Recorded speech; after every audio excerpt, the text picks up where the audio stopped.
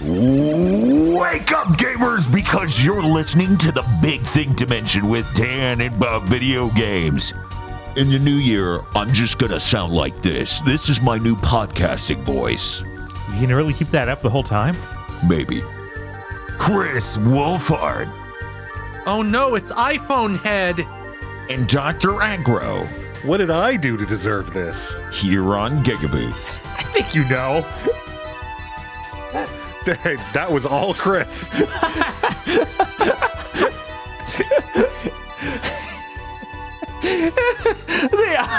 iPhone Head game comes out, and Aggro's like, damn it, Konami's droned my ass. And he looks out the window to see the 6-inch drone. Yeah, he's got the knife. He's got the fucking knife. Your kitchen knives are no match for my steel roof. Sound of AK cocking.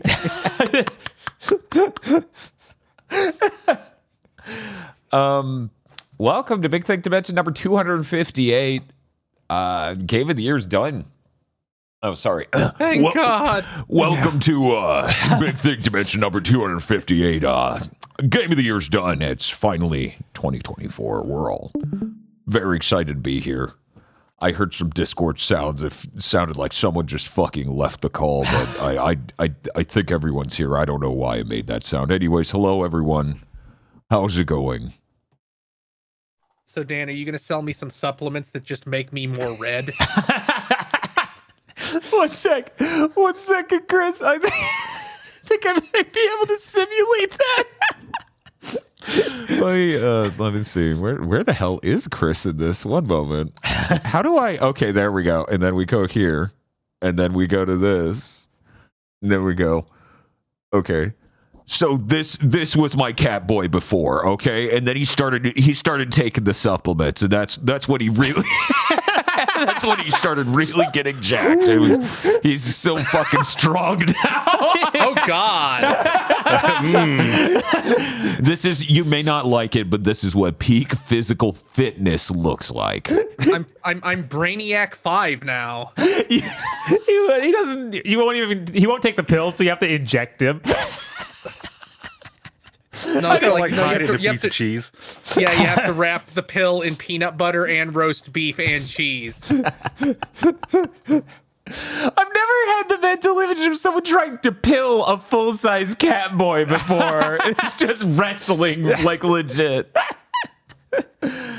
Anyways, yeah, you could look as ripped as Chris Wolfhard if you take my supplements. Just look at how strong. He looks so powerful. Perfect. He's beautiful. He doesn't look like he hasn't slept in weeks at all. So he's turning into the Hulk. Just a little, though. Just a little. I played Walkabout mini golf. It's great. You already heard me say plenty about that if you've heard Game of the Year, so I'm not going to say anything. If you missed this last Friday stream, I feel bad for you. Go back and watch it. Literally do that. It is pretty hilarious throughout. Yeah, I don't think that anyone's ready for what that game was. There's a cutscene where Juggernaut's talking to us, and then they need him to leave the game. So he runs off in a direction. I'm like, I know exactly what they're going to do. We're going to follow him until he just stands still and fades away. He ran in circles over and over. He was like taking half a minute. And I'm like, you can't trick me. I know what you're going to do. And then he stops and he just disappears. Yeah. X-Men Destiny, that's a game. That they don't make them like that anymore. They didn't make him like it that time. Considering it was supposed to be Mass Effect originally. That game is just such a beautiful cryptid of a video game. Yeah, you can see little edges of what might have been a full game as you play it, but it just never feels like, oh, this is what they intended. But like, not one thing feels like it's what they wanted. Yeah, not at all. But Chinatown, the Chinatown level, like that was supposed to be a hub. That was supposed to be a Mass Effect-esque hub.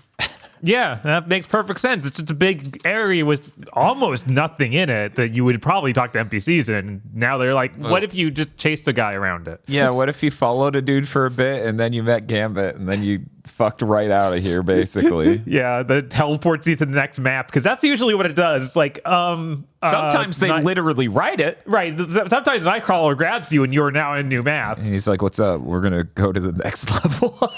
Yeah, I thought the segment of Uncharted 3 where Nathan Drake is sent to the home for infinite losers for 2 hours was jarring. But you can't top. Well, we have a guy who can teleport you. He'll just teleport you to the next part of the game whenever we need that to happen. Yeah, no, it feels like every time a new level happens, it's something of that tier. Sometimes instead of that, though, they'll be like, go into the sewer grate. Oh, okay. Now, that has teleported you to who knows where. Yeah, It could be anywhere we want.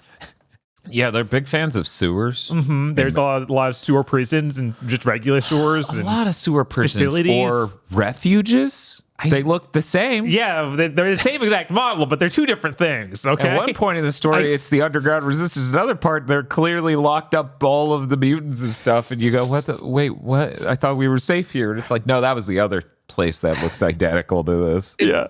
As shitty as X-Men Destiny is, I really would like it if we could go back to comic games just adapting storylines instead of the weird thing where it's like, well, if we adapt storylines, we have to pay the person who wrote it. So now we just are inspired by the comics. That's free. Is it supposed to be adapting a storyline directly? Yeah, there's a lot of stuff from that very specific, like when it started development, that specific era of X comic is in there.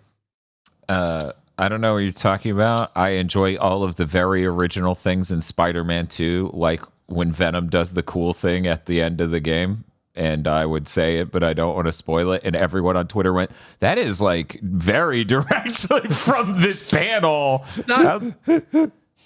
See, I'm more thinking of like the Marvel Netflix shows where it's like we were inspired by this comic storyline, meaning it's a terrible version of it because we can't directly do it because then we'd have to pay someone. It's 2024. Can we move on from even acknowledging all the Netflix Marvel shows? No, they're now Those are on Disney Plus as the MCU Daredevil show. They have been directly sucked in. Do they call it the MCU Daredevil show? Because Yes. there's a real Brack show energy to that title that I feel like we can't just ignore. I don't think it's literally on there as MCU Daredevil, but it is under the MCU label now on Disney Plus. So X-Men Destiny is so shitty that whenever you get a new power, I can only think of South Park The Fractured Butthole whenever you get new powers in that game, because it is framed so cartoonishly badly in X-Men Destiny. I'm like, okay, here's where they cut back to you watching your dad fuck your mom. Because that's your superhero backstory in The Fractured Butthole that Cartman writes for you, that you couldn't believe that your dad betrayed you by fucking your mom because he's 8 and doesn't understand how it works. And you flash back to it like 4 or 5 times as he keeps giving you new power sets. X-Men Destiny is fantastic because every time it gave us a new skill set, we knew instantly, we were like, well, these choices will just suck. This one might work if it's made right, but I bet it isn't. Yeah, it's like, okay, this one seems like it has utility, and this one's just damage. And then every time you go, damage is the only thing that matters. It's true. That's called system mastery. That's good game design. That's good. I was convinced that if we chose a different power, it would just use animations from a totally different character. Right, because there are 2 dudes and a lady. So Bob's like, if we get the Vorpal blades, I bet we'll just start like attacking effeminately. Yes, I was convinced that we had like moves that are made for a schoolgirl on this gigantic man we chose. Right, But and surprisingly, that was reasonable assumption. But yeah, surprisingly, it didn't do that. Yeah. They didn't make downright sexist animations for the attacks, which was surprising. See, I don't know if you know that. I think she might have been the energy projection power set. You only saw the shadow manipulation and the mass manipulation. Because I feel like edgy Cole McGrathman, who learns to not be racist because he is a mutant and therefore would have to be racist against himself. I assume he is edgy Shadow Blade guy. I don't know. The way they gave the girl the scarf and sort of darker clothes look, I figured she'd be the Shadowmancer. Yeah, maybe you're right. It would make sense for her, but you could be right, Chris. Like, absolutely. So clearly we need to play more X-Men Destiny. Yeah. You know, if there's one thing I'm just tired of, it's superhero games with really bad systems in them that don't pan out to a fun time where you effectively get to change the gameplay and enjoy yourself. I hope I don't stream another one of those again anytime soon. Yeah, why would we have to do that? There's no game where you play as superhero or maybe superhero villains coming out anytime soon.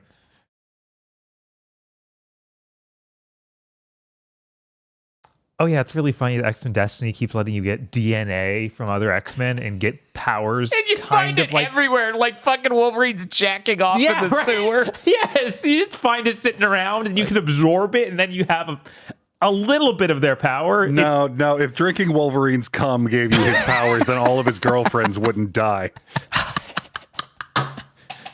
It's just like, Wolverine, why is your DNA all over the anime section of the FYE? What the fuck? But there's like nothing in the story that remains of why your character can do this. No! 'Cause presumably you were supposed to be like a rogue or something who could do that. Right, you're supposed to be basically a Siler, almost a Siler from Heroes, where it's just like your powers that you get the other powers, but then they went, never mind. You get one of 3 powers at the beginning and then random bullshit. Yeah, these things are like guzzied up stat boosts. Yeah. And so many of them are identical. You know, you have 4 different categories: offensive, defensive, utility, and something else I already forgot. The utility one is like, what if you ran fast? What if you slid fast? What if you also ran fast? And I'm like, guys. Yeah, there's 2 different ones that are like run fast. There's also one where it's like fly, which is T-posing and float above the ground. Which everyone's like, that's just Kingdom Hearts 1 glide animation. I'm like, it is that in a setting where that doesn't work at all. Man, this sounds like another Dennis Yak classic. Oh yeah, Dennis Dyax is like a fucking juggernaut of the industry. I really need to play Eternal Darkness and be like, okay, was Silicon Knights just always completely terrible? And people were coping by saying Eternal Darkness was actually good. Eternal Darkness has neat gimmicks. Right, it does, and it has that buff of being an early on GameCube game. Is it early? I thought it was like It's 04, 2002. Okay. Oh, it's 02. Wow. Okay. Yeah, that's pretty early. That's the first year. Yeah. I think I rented it once, and I don't think I ever beat it. I got like the second to last like level, because you flash back into the different characters. For anyone who's curious what Dennis Dyack from Silicon Knights is up to nowadays, apparently he spent about 6 years, maybe 7, developing a single game that has jumped engines 2 times? Yes. Because the first engine was Amazon Lumberyard. Then Open 3D Engine, idiot. and it switched to Unity in April of 2022. Oh, so 3 times. But Dan, Well, it switched twice. you, Dan, will force this game to come out. You know why? Because it's a spiritual successor to Blood Omen Legacy of Kain. No. The future has already been foretold. I'm going to piss someone off who just gave me a bunch of Blood Omen games and just sell them to prevent this future from happening. God, no. That would be such a like, betrayal. okay, this will be the greatest spell. I'll make Embracer bring something back. And then you cast a spell and it's like, we're bringing back Nosgoth. Could you imagine? I played Nosgoth. You don't want to bring that back. No. Nobody wants that. You don't. Man, remember a couple months ago how somebody sent out like feelers to bring back some service game and then that went nowhere? Oh, Wasn't yeah. it an Epic thing? Yeah, it was, I think that was Massive Giant something. Man, what was that? Are you talking about Gigantic? Is Yeah, that I the think name it's of the just game? Gigantic. Okay. Yeah. Gigantic, And okay. isn't it from, I want to say it's from the studio that publishes Borderlands, but not from those guys. Maybe I'm totally wrong. Take-Two. Yeah. I don't know. All I know is the comment section had the 5 Gigantic fans in it, and they were big fans of Gigantic, which makes sense. You wouldn't want to be a small fan of Gigantic. Yeah, it was revived for 3 days in October, and the fact we haven't heard anything about it kind of seems like it was a really weird thing. It wasn't like an open invite. It was like really, really bizarre. It's like you can't talk about it. It was exclusive invite. You can't talk about it. Audience, I tried to get in this. They sent me the invite. Mm-hmm. If I got it, if I was able to play it, I wouldn't be able to say anything, but I tried to play it over that weekend and I just couldn't. It just wouldn't boot. I couldn't find a way to download it even. The Discord server they let me in was just empty and like I couldn't say anything. It looked like it had been locked. I guess that's maybe explains why it didn't go in there. Yeah, when you try to get people interested in a thing, you need to let them get interested in the thing, as it turns out. Oh, well. Yeah, I was pretty upset because I wanted to play that game again and try it out. Yeah, which was weird. The weirdest part, like, let me tell you, I don't talk about this very often. The weirdest part about doing what we do is when we say one thing and y'all motherfuckers are like, why do they hate waffles? That happens so often where someone's like, why the fuck did they say this game looks bad? And I'm like, we didn't. We just said Gigantic didn't go anywhere, but it feels like everyone was like, they fucking hate it. It's like,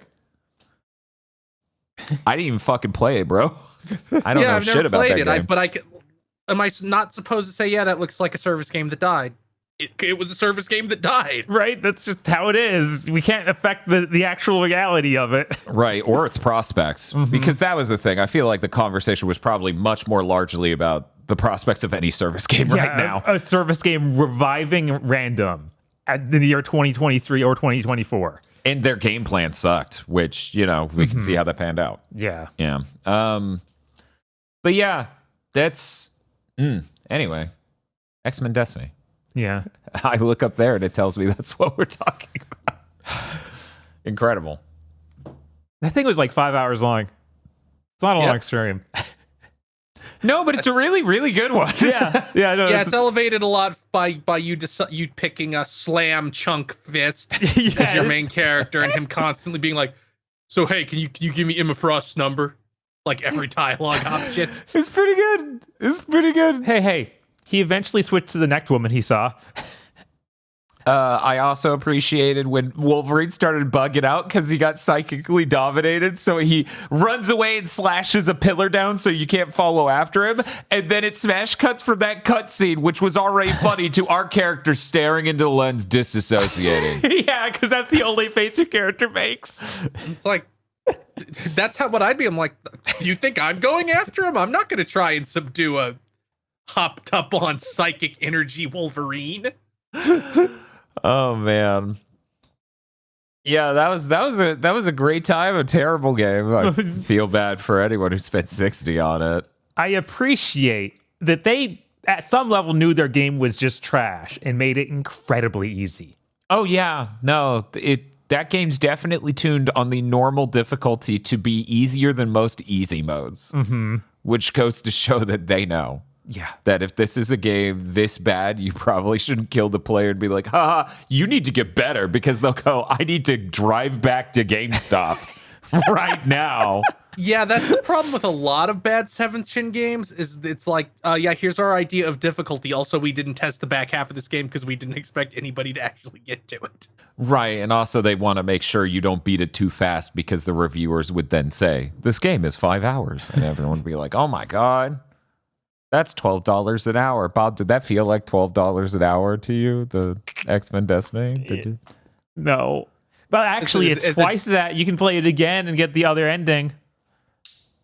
Which there's 3 times, because there's 3 characters and power sets, and they have slightly different dialogue. So really, that's 6 times, because you want the 2 different endings, the 3 different characters, and the 3 different power sets. Yeah, you want to make sure you get all those really bad-looking outfits. Wow. Man, imagine that death stream, the all 6 versions of X-Men Destiny death stream. It's okay. Then you got to start mix and matching the power sets and the endings. You got to get a full playthrough going. It's okay. We'll just reload that save file, and then when Magneto's like, do you want to be evil? We'll go, no. and then we'll get a different ending because the morality system of the game didn't fucking matter. Yeah, the only choice that mattered was the very last one, because of course. Fucking video game. But there's a meter the whole time going back and forth. And then it's just like, hey, do you want to help Cyclops or do you want to help Magneto? And you're like, well, chat voted for Magneto, so I guess that one. But I don't want to hang out with Toad, and that seems to be all I'm going to do. And then your giant junk dude's like, hey, Magneto, are we the bad guys? As it smash cuts to everyone else in the Brotherhood with AKs corralling humans into cages. Yes. He's like, no. And then the game ends. It's like, what? Why? What? Yeah, that game is so bizarre because it also is like, this is an event that's going to affect the entire city. This is all about this one city. Even though it's events that feel like, no, this is like world scale problems. They're more focused on LA. Yeah. Or San Francisco, yeah. Mm-hmm. Yeah, no, it was hilarious. X-Men Destiny is very funny. Yeah, you can't predict what it will do. What a funny video game. I wish the other 7th gen video games we played recently did that. I can only hope that tomorrow's stream is as funny as X-Men Destiny. Something tells me the tags for that will be less haha comedy, good time to laugh, and more harrowing, I'm dying. It feels like I'm on life support. It's okay. It's only going to be twice as long as X-Men Destiny. When you put it like that, you make it sound like a really huge thing, which, it isn't. The X-Men Destiny's short, but it also just made my blood run cold when you said it like that. I think we can change characters mid-playthrough, though, so does that help? You're going to be on Harley the entire time. Shh. He doesn't know that yet. He's living in denial. Make sure to goad the chat into giving you $40 so you can buy a good costume. No! I'm sure she'll look horrible in it because that's how those classic costumes always look on Modern Harley. It's true. wrong. Maybe we can pay $30 and get the outfit she had in Multiverses. Oh, yeah, Multiverses. Y'all remember that? Yeah, right? It's coming back, they promise. Just needs to go to the store real quick for some cigarettes and milk. Anyway, X-Men Destiny was really funny. I lolled. Hey, Bob, did you have anything else you wanted to say about X-Men Destiny? No. I genuinely think it's great that it is exactly as terrible of a 7th gen morality system as I would assume. Yeah, it's not. It makes even it is the epitome of bad 7th gen morality systems. Because not only do the choices not matter, none of it cosmically at all mattered. None. It's literally the last decision is all that mattered. And most of the stuff you're doing isn't even outrageously good or bad. Until it's like, yeah, you're right, Gambit. You should sell the drugs to the community. Yes. That was There's something. two points, but most of it is just, hey, do you want to do a mission for the Brotherhood where you fight 5 waves of guys, or do you want to do a mission for the X-Men where you fight 5 waves of guys? The guys are exactly the same either way. They work for the same association. You're doing it in the same room. And Cyclops is like, listen, anytime you want to do the right thing, we're here and ready here at the X-Men. And I'm like, I did. I beat up the bad guys. That's what I would have done on your side too. What do you want, dude? Anyway. You beat them up too rebelliously. You beat them up while listening to punk rock. I guess. That's not good, says Cyclops. Now I'm trying to remember what cringe song they had Cyclops listen to in the movies back then. Oh, God. I just remember there being a joke about that of they get in Cyclops' car and it's playing some really bad music. Yeah, that's right. Bryan Singer's trilogy did do that, didn't it? Wait, did he make the 3rd X-Men? Someone else made the 3rd X-Men. Someone else made the 3rd one. Yeah, but technically that's still the, Mm-hmm. Yeah. Same continuity. It's in sync. Okay. That's pretty good. That's pretty good. That's pretty good. All right. Walkabout Mini Golf's really good. Hey, Bob, what have you been playing? I also I got the early access for Granblue Fantasy Relink. I bought that on Sunday so I could play it that night. So I had time to fully beat the game between then and now. Oh, wow.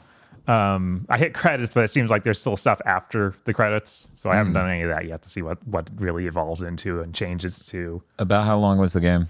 I'd say like 15 to 20 hours, somewhere around that. So not super long. I did a bunch of... So that's like 3 or 4 X-Men Destinies. Yeah. But this game's really neat. You get to have 4 characters. It starts you with like a team of, I think, 6 of the main characters from the other games. And those are the ones that are actually going to actively participate in the story. But they have this giant list of other ones that you get recruitment cards for, which is weird. Like, just several times throughout the game, they're like, hey, here's a new crew member card. And you can turn it in and summon them. And then they have dialogue for all the story levels, which is weird. Like, just walking around, they will talk and interact properly with the other party members, but they aren't in the cutscenes. Do you get that? Can you replay the story levels? Not yet, but I assume that's coming because they also put a lot of stuff to do in the story levels. Like, there's unique chests you can, you know, like Bayonetta 2 had those chests that you click or you activate and then have to go collect stuff to actually make them appear. Yeah. It has that. It has random challenges in the levels where they'll summon like a horde of really strong monsters. And if you beat that horde in a certain time limit, it'll summon a really big dude that you need to fight and get extra rewards from. And some of those felt insurmountable at my current level when I got to them. So I'm like, well, you better let me go back. Wow. But yeah, there's a lot of stuff to do in the environments. And they, like I said, these new characters will talk about it, which is... That's crazy. Yeah, it's weird. This game has got just budget flying out in random directions like that. That's pretty cool. We had an interesting conversation of sorts about Granblue Relink where you were telling me you were playing the game and you're like, oh, wow, this is also on PS4. It looks so good. How is that possible? And I'm like, well, the irony is if it's a game that's on PS4 as well, it always looks better than a game that's exclusively next gen. It's so very messed up. excited for tomorrow's stream. Yeah, man. At least that has a chance of looking good, unlike a number of AAA games from last year that are next-gen exclusive and don't even look good. I assume it'll look a lot better than Gotham Knights. Like, all the characters and all stuff look way more well-polished. Yeah, it does look... I think kind of every single costume in that game I expect to be bad, but the environment looks very nice. And the models themselves look all right. Yeah, they look high fidelity. Right, they look high fidelity. I'm not saying they look good, but... But yeah, meanwhile, it's like a lot of the games we play that were next-gen exclusive, like a Forspoken or something like that. It's the environment doesn't look good at all. Yeah, it was surprising how many things like, man, this doesn't run well. The environments look bad. Mm-hmm. Yeah, it feels like 2023 was rotten almost with that. Mm-hmm. Whereas Relink, I assume it's just locked. Yeah, no, this thing feels like just locked 60 frames per second. Looks really nice. Finding out that the director is also an environmental artist was like, that explains all of this. So often I'll just be like, this is a video game. I can like walk around this insane like ice castle or a really beautifully designed desert and all of these things that just look ludicrously nice. And then all the characters have a ton of animation that makes them look really smooth too. I'm like, this game feels fake at times. It's also a fake TV game, a fake game and a TV show, right? And it's also filled with some big set piece moments. But none of them really ever say they're welcome. Like you'll do this thing where you're on your flying airship, like classic Final Fantasy, and other airships start coming up after you, and you get on like turrets. And you do a turret segment. Shit, that's cool. But it feels good, and like you have good damage values for all your guns on the ship you're shooting from, and you can just it just smoothly switches between this and then them ramming into you and trying to board you. So you have to like go onto their airship, blow up their reactor, and then jump off back to your airship. And then they start trying to dock you by showing anchors onto your ship, and you need to knock the anchors off. They go crazy with the set pieces, and it feels like every stage has something. That's cool. I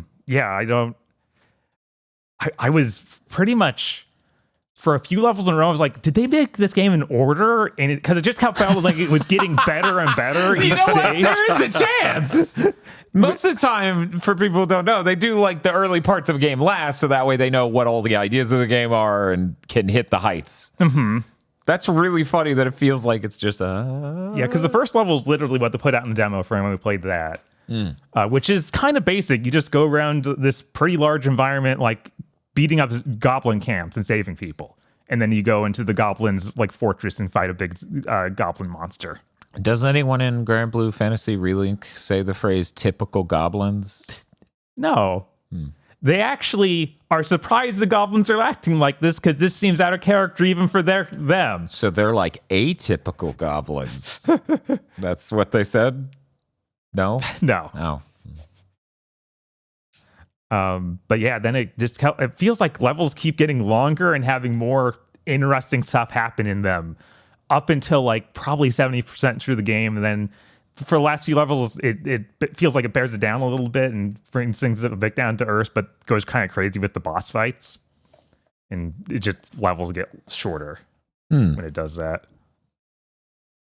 It also has a ton of RPG elements. Like every character in this large cast has a different element. Elements have, every enemy has elemental weaknesses. You have different weapons that for each character that can be focused more on different things. Like there's ones that affect more the stagger bar, and ones that affect more crits and that sort of stuff.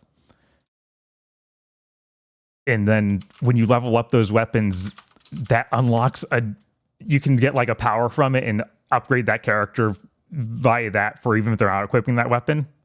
Each character has a massive skill tree that has like 3 different nodes to it, and and then the weapons level up like it's a mobile game where you shove materials into them and pump them up, and then you have to uncap it to pump them up even farther. Oh, that's just good leveling. I don't.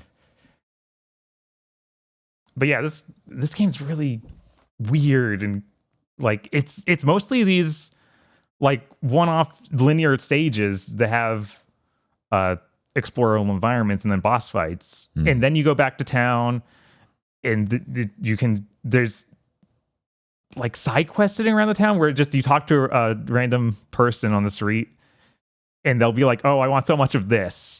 So, and usually the side quests are insanely simple. Like, oh, if you were looking around that level you just played, you can probably instantly complete them. Okay. So they don't have much story going on there.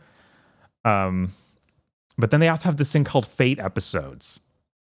And these are done from like the counter. If you played the demo, you could, in the like quest counter, let you replay like boss fights and stuff. But the Fate episodes are something only in this where every character has like this. You basically watch a still image as they monologue about the character's backstory. And you get several episodes of each of the things like this for every character.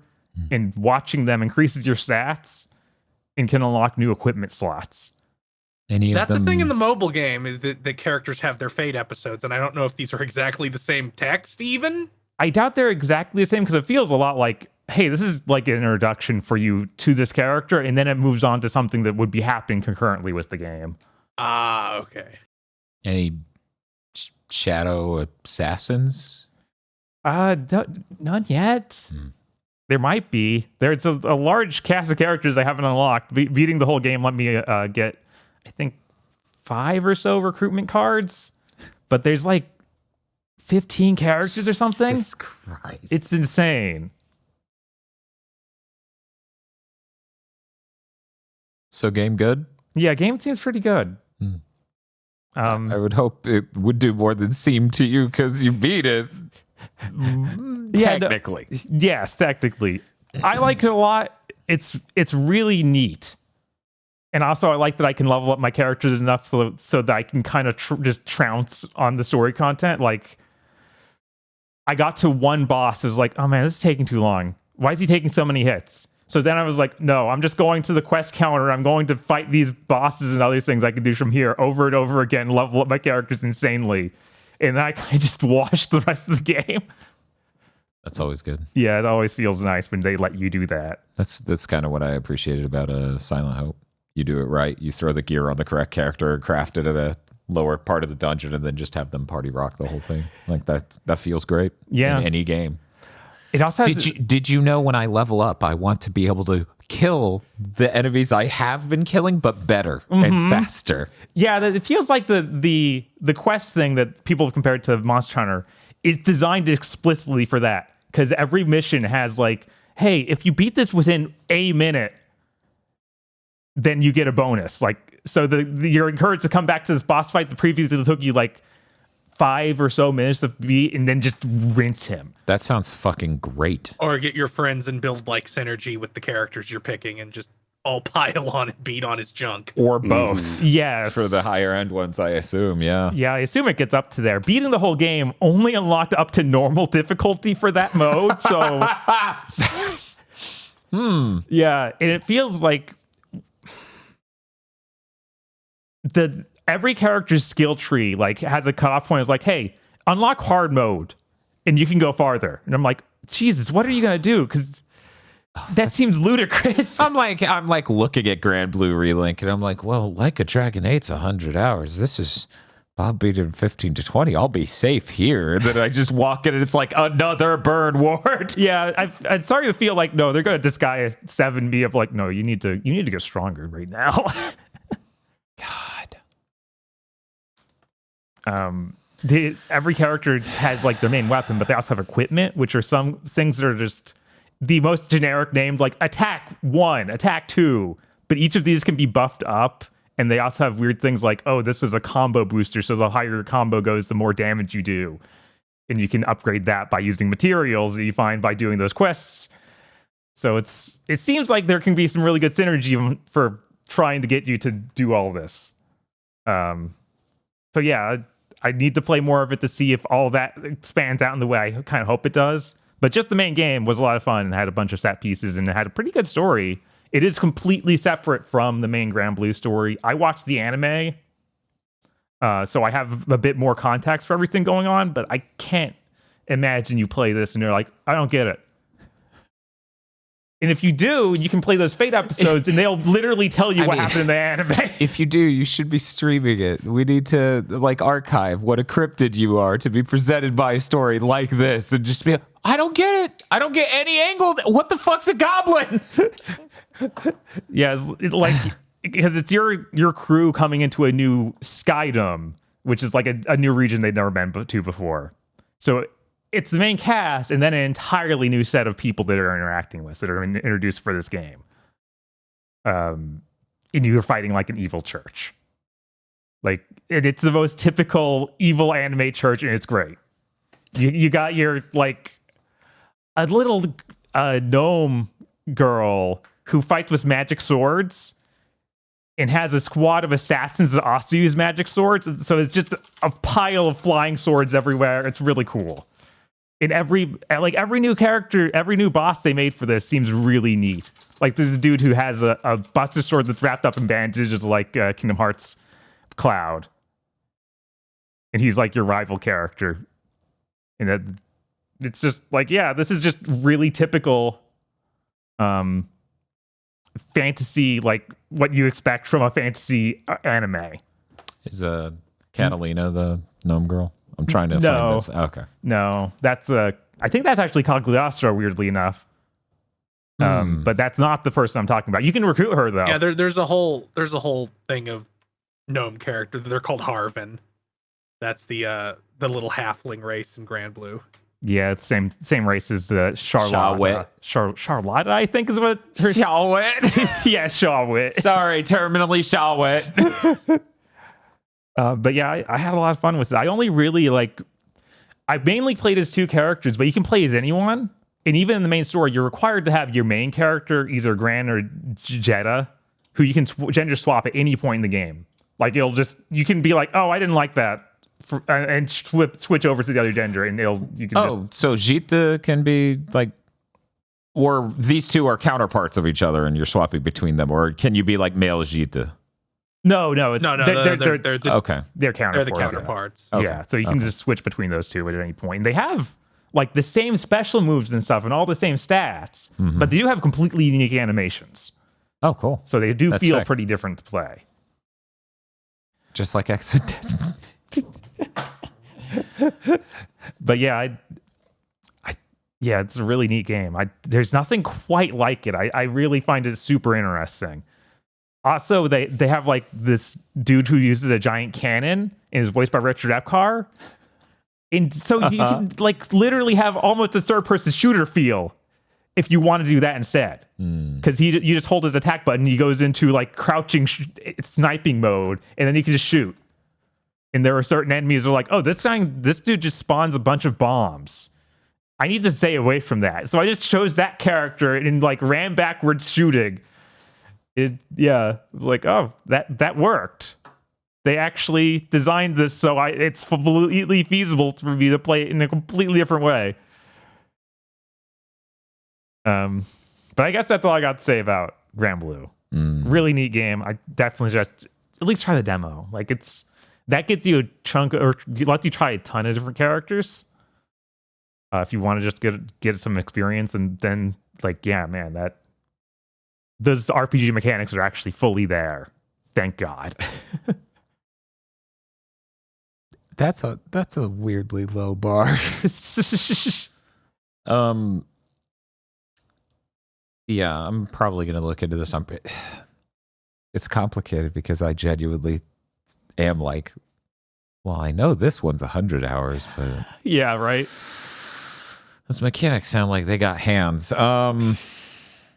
We also played Tekken 8. We did. Tekken 8 is a video game. It's got Leo and Lars. What more do you need? Aggro. I will not be baited like this.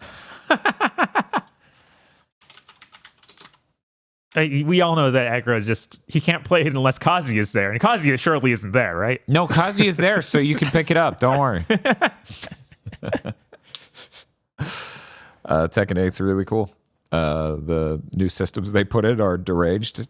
It's just really weird to combo directly to a weird rundown with a meter burning. Yeah, no, I never. It takes a lot to get used to. Some of your old moves will just now start you into a super mode where you automatically run down the opponent and are now burning a bar. And while that bar is burning, you can also do another like a super combo. Yeah, like you just mash the R1 button, you'll do some crazy move.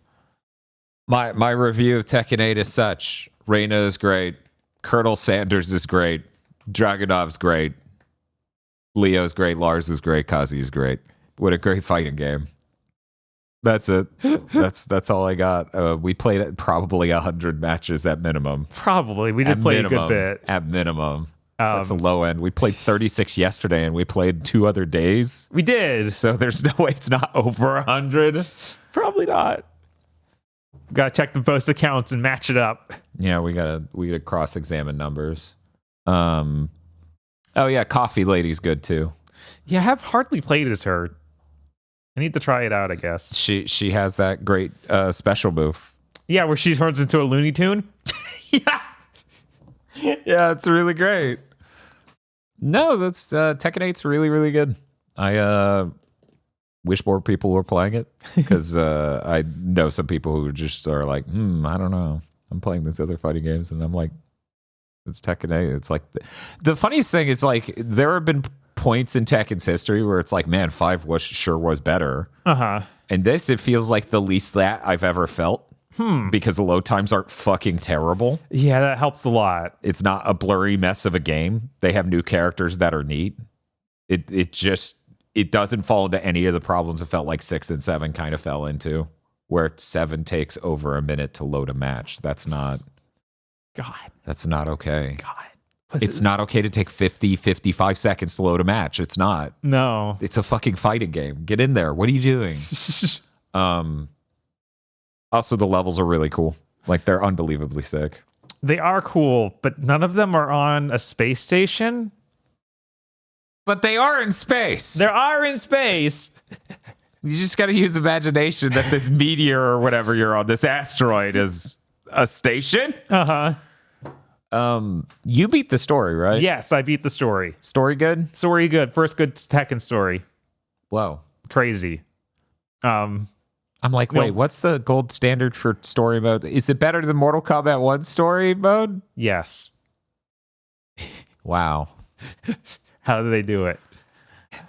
You don't, But yeah, you don't have a bunch of Iron Fisters at the end of the game that are mixed matched with each other's powers? That would be so good. Ooh, God, I can't, like, Dragunov mixed with martial law. Like, what is that? Like Eddie Gordo, who's a Mishima. Oh, no. Called Eddie Borbo. Imagine he's got the braided hair, but it goes into the Kazuya spike in the back. I'm like, how's he do it? That's his hard cut to Kuma, who's just colored like Panda. Oh, Sad wow. trombone. How did they do it? Mokujin, who's a bench. Oh, yeah, no Mokujin yet. Did you see Harada tweet that? Yeah. He's like, Mokujin, important, not important. It's like, that is deranged as a Twitter poll. You know that, right? Right. Mokujin's pretty cool. If they add him, he better not take a character slot. Like, he better not be something you even pay for. What? Mokujin's cool. Mokujin is just another character. Like, the whole point is he just uses other fighting styles. So he's a random selector for that. And he changes it between rounds. Like, that shouldn't be something you pay for. I don't know. That sounds a lot like New Game Plus, and you have to pay for New Game Plus nowadays. Only in one game, made by psychotic people. Okay, but Bob, consider this. Lin Zhao Yu mixed with Gunjack. I don't want to look at that. That's horrifying. I don't want to play against that. That's unstoppable.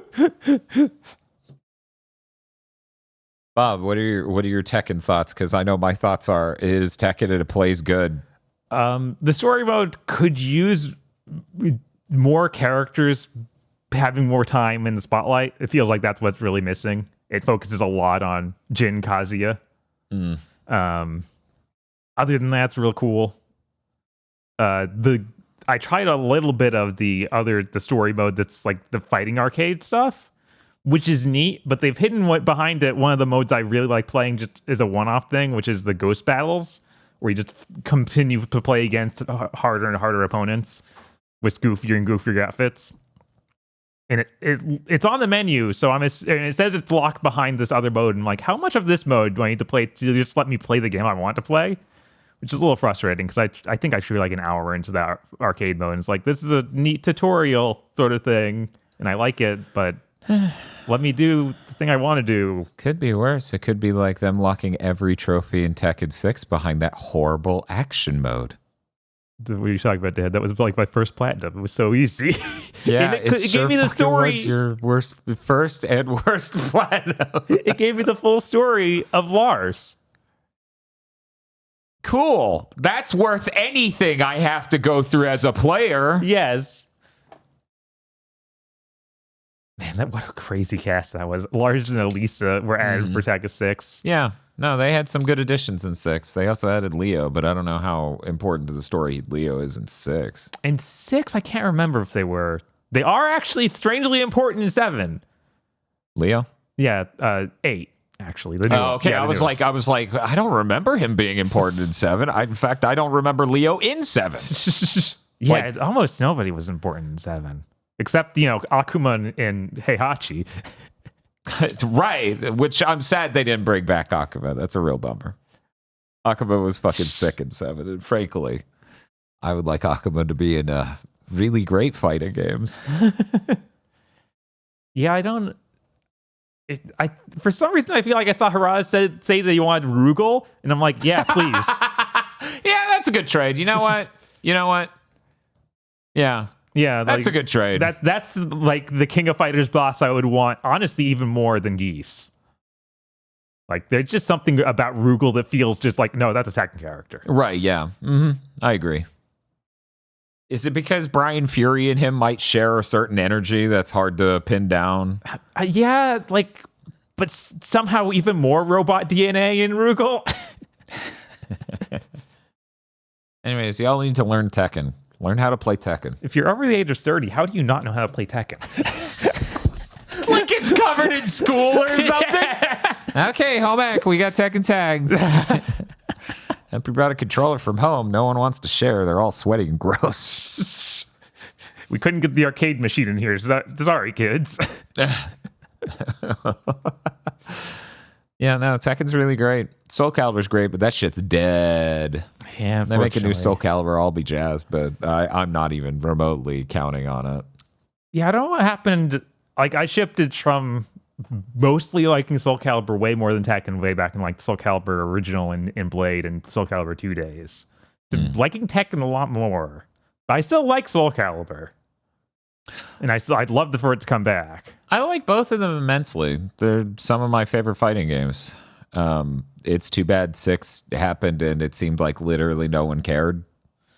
Yeah, it got a bunch of DLC, so I'm like, did it do really bad or what? I have no idea. I just know no one has ever talked about playing it, and they seem to treat it like it didn't sell. Yeah. Which I don't get it. Real unfortunate. That game was really neat. I'd even just take it like, here's a better version of it from next gen. Like, right, that would like, be nice. Hey, it loads faster and it's a higher res. And like, that's would fine. people really buy a fighting game that was released in a actually good loading form only a few years after it first came out? I'm sure the Granblue versus Fantasy Rising didn't sell well at all. No one's playing it. No one's playing it. Not one person has been Granblue pilled by Granblue Fantasy versus Rising. And then they could even put in good netcode. And I'm sorry. Okay. No, it's not allowed. I see. Namco will only let aiding do it, and aiding will only... Well, it's not aiding. It's the people who did Fexel, Fighting EX Layer. Oh, yeah, those guys. Yeah, they're the ones who handle the netcode for both Tekken 7 when it got that patch and Tekken 8. And apparently they have opinions on how rollback should work that are objectively wrong. Yeah. Oh, that's Tabata. No, no, that's literally that company handled the netcode Yeah, for but Tekken 7 Harada and has 8. said that, like, I'm on board with this because of XYZ.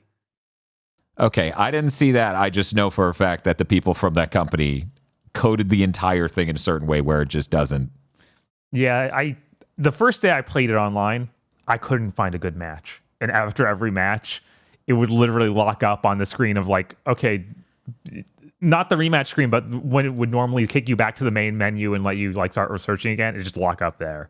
I wouldn't be able to search again. This How functional. Yeah. And then this morning, I tried it again just to see how it was going. And I was at least able to get playable feeling matches. So that's good. Maybe it was mainly a problem with that first day, but I don't trust it because I was like, okay, I lucked out and got matched against a guy on wired internet with a high level of bars. Mm-hmm. It's like that's maybe your problem is you don't have a gamer router. Have you thought about spending hundreds too much on a gamer router? I haven't thought about that. No. Maybe you should think about that. That's definitely the core problem here is that you don't have a gamer router because that's what they're for. They're for fighting games. Yeah, I'm sure. Man. But yeah, it's depressing. And I love seeing the dude, like, I was like, oh man, who is this? And then I looked at it and like on Twitter, one of the designers of Dive Kick was like, yeah, doing rollback in a 3D, or it is hard in general. Doing it for a 3D fighter is not harder. And I was like, yeah. Oh, well, you would know because you're one of the people who worked really deeply on rollback. Yeah, as it turns out, the assuming you're not doing something completely deranged, like we need to make sure. Well, I guess there is an argument to be made for that, but you can choose which side of the screen you're on when you're playing online anyway. So obviously, the physics and how they affect cloth and things on the characters is going to look different from the different perspectives anyways. You shouldn't need to sync that across. So that shouldn't, be relevant. Anyway, sure would be nice if these had really golden netcode. Yeah, because that is something that's really great about Street Fighter 6. Like, man, yeah, like I said on the Game of the Year, like 1 out of 10 matches is bad feeling. And here it's like 5 out of 10 matches are bad feeling. It's something great with every other fighting game on the market currently. Like every modern one. Strive, Street Fighter, Under Night In-Birth has rollback. They upgraded Granblue. I don't know what Mortal Kombat's deal is. We didn't even We didn't We check. didn't even play a real version of I that game. assume- MK11 had Okay. perfect rollback, so I assume I mean, it would make sense they didn't fuck it up. given how much they invest in story mode and understand important things in their game, that they would have good netcode. Right. But at the same time, MK1 is the one where it's like, well, everything's a microtransaction now.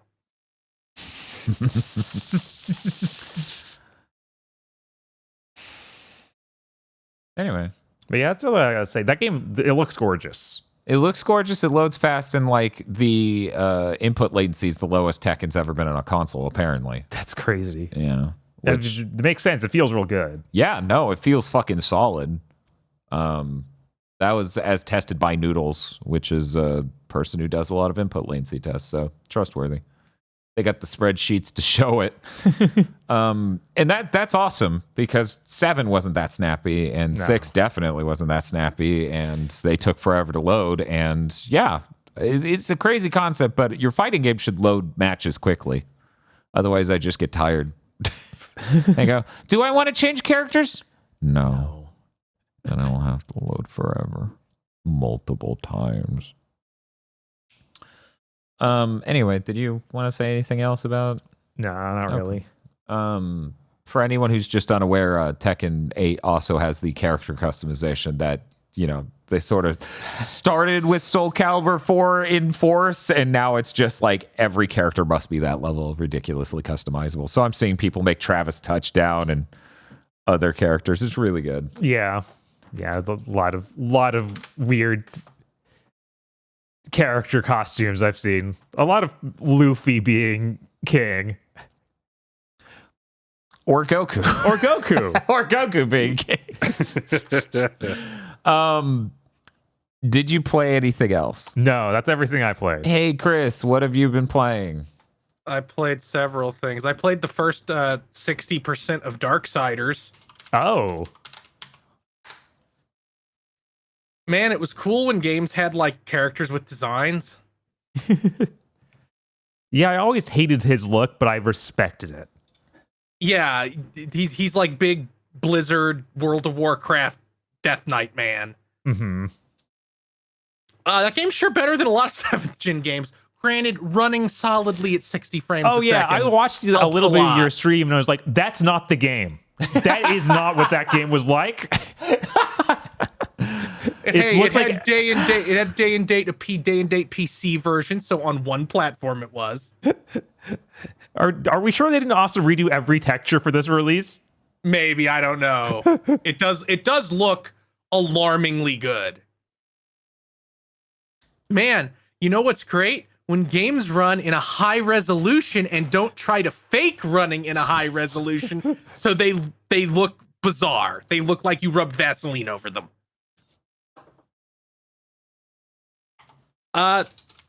It's God of War Zelda with Joe Mad designs. Mm-hmm. That's what it is.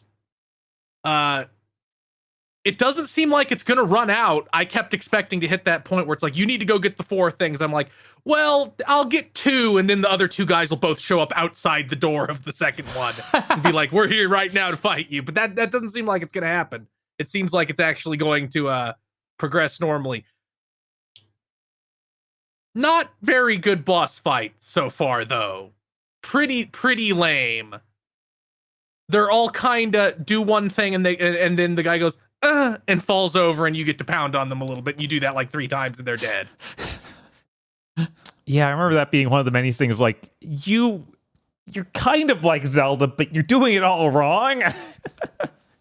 Yeah, you don't get a whole lot of items because there's only 4 dungeons. Mm-hmm. There might not even be 4 because it's like there might not even be 4 items because it seems like the one I'm in now won't have a new item. Like I got the ability to ride the horse, which is the item, which doesn't seem like it's going to be very useful outside of this specific area.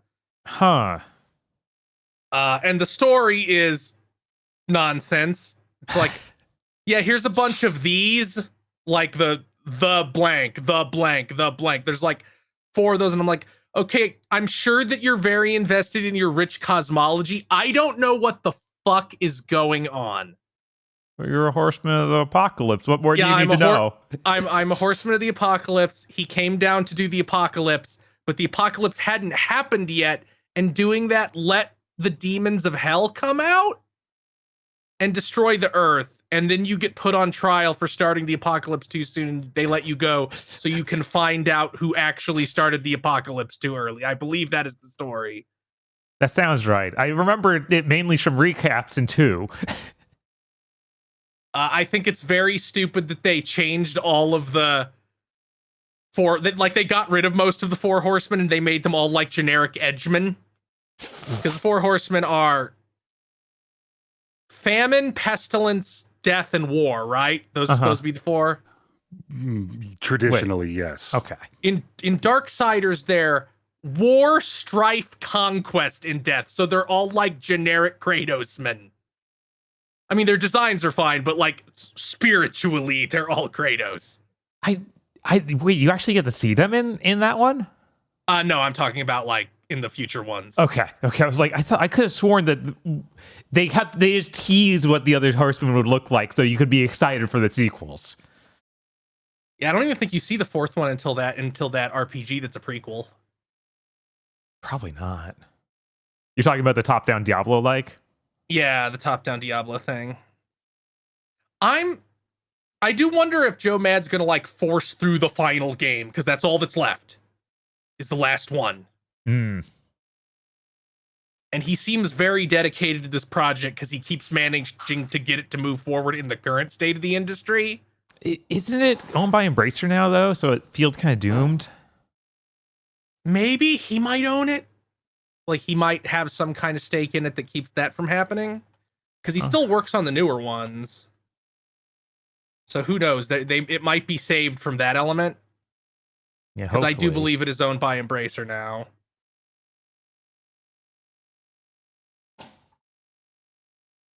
But who knows? I can't even remember what the last one is now. If it was the top down or if it was 3. It was the top down one. It was the top down one. Yeah. Okay.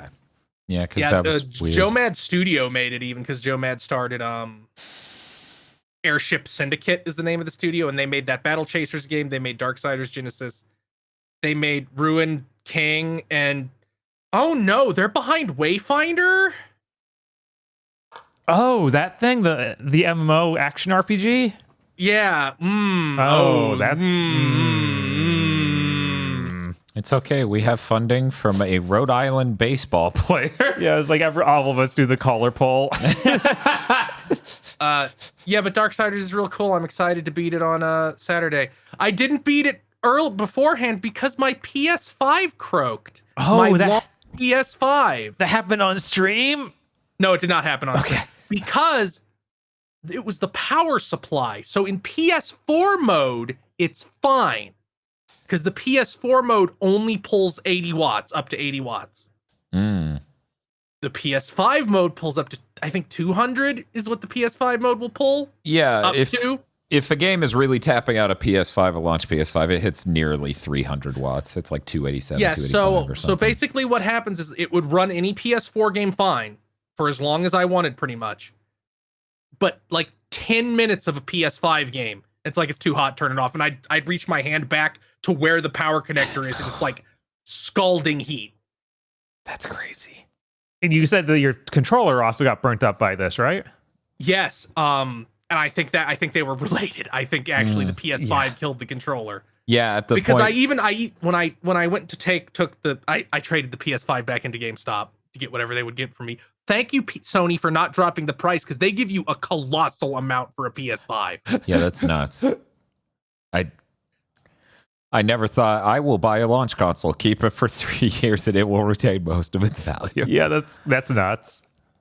Thanks, Sony.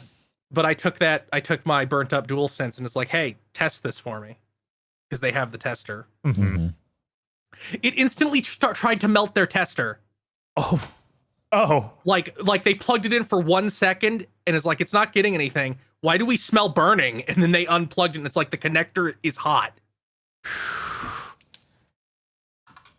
So that went in the dumpster. I feel like I had that happen when I was in the tester one time. Really? Yeah, but I can't quite remember. I feel like it was a phone that was doing that. Yeah, that sounds like... Thank you everyone who helped me replace it. I did a stream on Tuesday to help me replace it. So I got a PS5 Slim. Did you know on the back of the PS5 Slim box there are 4 games and only one of them are PS5 exclusive? The other 4 are cross-gen. What are One of them is The Last of Us 2, which wasn't even a PS5 game. Oh my god. It is Spider-Man 2, Forbidden West, God of War Ragnarok, and The Last of Us 2. Like, All no right. Returnal, no Ratchet and Clank. No, like, I feel like they would normally put third parties back there. Even like Yeah, sometimes they would yeah. do that. So it's weird to be like it's all Sony first party, even if it's stuff that's ancient, like Last of Us 2. Yeah, I am surprised to not hear Final Fantasy 16 or Forspoken's on it. Like literally none of the deals they made. Right? That's Well, weird. Forspoken, they certainly knew not to put it on there before it launched. I bet it was on some PS5 box somewhere. I bet that happened. But it actually is much smaller. I thought it was much closer to the original size, but it is much smaller. Mhm. I don't like that there isn't a normal USB port on the front anymore. Yeah, that's infuriating. Yeah. Ooh. Luckily, I have a pretty long USB-C to USB-C cord, so that's fine. They also confused me for a second because they put the disc eject button right next to the disc slot. Oh, that makes a little more sense because it's attached to it now. Like it has to be Yeah. separatable. Right. But also, Right, but I always physically get- you can feel which one's which and not have to guess which one you're about to hit. exactly, Yeah, that's much better than the stupid way it is now. which has been the stupid way it's been since all of PS4. Hmm. So thank you everybody for helping me get that. And I got that by playing Virtual Bart. Lucky you. Virtual Bart is a nightmare realm. It is one of the worst games ever made. People started calling it the AVGN stream because I would just keep falling into these tangents about how awful the thing they made is. Also, there's a distinctly AVGN is playing a bad video game energy to Bart always being like, ah! Yeah. Anytime you get hit. Yeah, that game is a It is- nightmare. I eventually overcome and completed Virtual Bart because there's a built-in cheat code to give you 100 spins of the wheel instead of 3. Instead of 3. I wish I'd known that back in the day. Well- Then I maybe only would have rented it once. Jesus, Bob. I couldn't beat it. I needed to rent it again, and I need to try again. I always just went over to like relatives and friends' house and they had it. I was like, oh God, here we go again. But I will now describe Virtual Bart because I know everything in that game now. I beat it all. My brain is so full of burnable refuse. There's a Dinosaur Bart, which is a relatively straightforward series of platforming levels until you get to the last platforming level where it breaks reality. Because you're doing platforming on platforms floating in an ice lake. But like it becomes isometric, so there's now like weird rules where if you jump off a platform and fall slightly too long, you're now in the water and die instantly. What? But you're still going up and down across these platforms. It's just like you were falling too long, die instantly. And it ends with a completely dog shit boss fight where you tail whip a couple ice pillars a bunch of times, and then you get the cutscene of winning.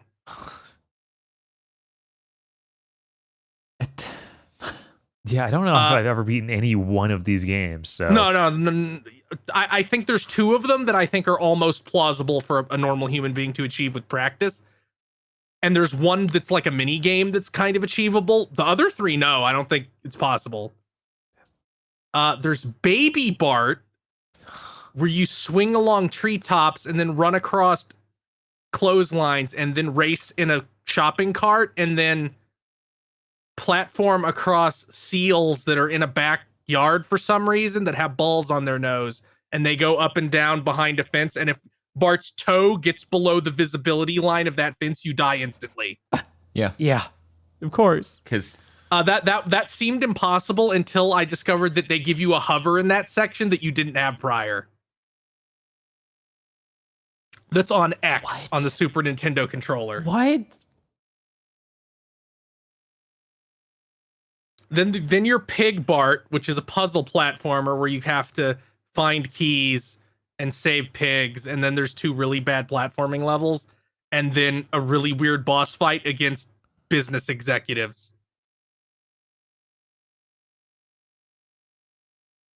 Then there's a mini game where you just throw tomatoes at people who are going to get their picture taken and ruin their day, and you have to do that twice, and that's it. And the fucking tomatoes don't scale, and the people don't scale, so there's no actual good sense of 3D at all. Not at all. There's a lot of mode 7 in this game, and it's done like you shouldn't have done it. You thought you could, but you couldn't. Yeah, it's about as good at mode 7 3D scaling of sprites as the entire rest of the game is at being a good game. So it kind of fits in that sense. Then hearing the end of these levels, I'm like, that exists? I figured it would just stop. Right. I didn't think there'd be a boss fight. I thought the game would just end. You would just you would exit a level, right? You would walk through a hole in the wall, and then it would be like, you did it. Right. I didn't have anything else. There is some things to that. Like there's a quote unquote boss fight in the pig level where you basically have to push a block onto a spring and shoot it up into a crane 5 times, and the level just ends. It doesn't open a door or anything. It just hard cuts to the next level. And like, what did I do? What did that do? And it's like, well, it ended the level.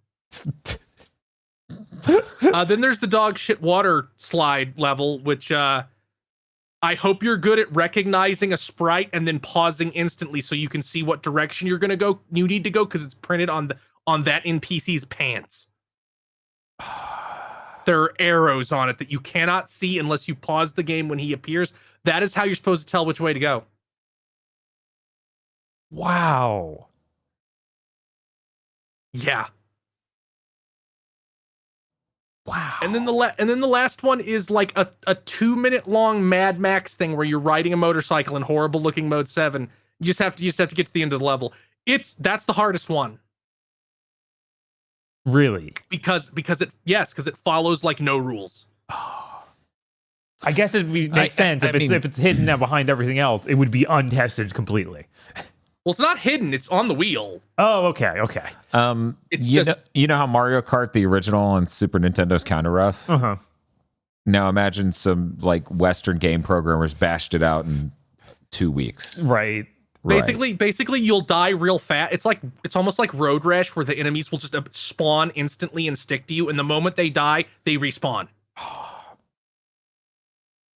So I couldn't find a strategy. I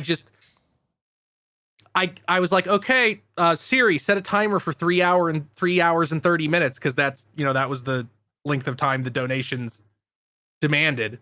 Mm-hmm. And I was like, okay, the timer's up. I'll try this Pig Bart thing one last time, then I beat it. So the only thing left on the wheel was the Mad Max level. And I couldn't stop.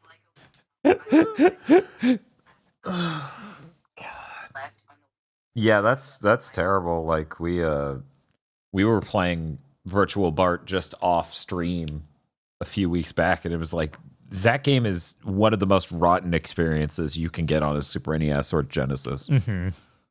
Yeah, but I did it.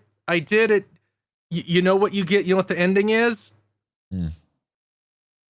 Bart says, I think he says, "Cool," and then he gets out of the wheel, and then Homer gets in the wheel and it spins and screams, and that's the end of the game. So when are you getting the cool sound effect on your soundboard? There's no sound bite in that game worth getting. Not one. So horrible. What would you rather have to deal with your chat bashing in? The Bart Simpson scream when he like dies or gets hurt, or the Mario Sunshine clown honk? Clown honk would be funnier. Okay. But now the downside is now I feel compelled to do a stream at some point where I try to beat Bart's Nightmare. It's like I beat one of the insurmountable Nightmare games. That means it is at least theoretically possible to beat Bart's Nightmare. Well, there's a 100 lives sheet for Bart's Nightmare, right? Right? No, I'd probably have to get a Game Genie code and be like, I can't, do not let me die in the hub world.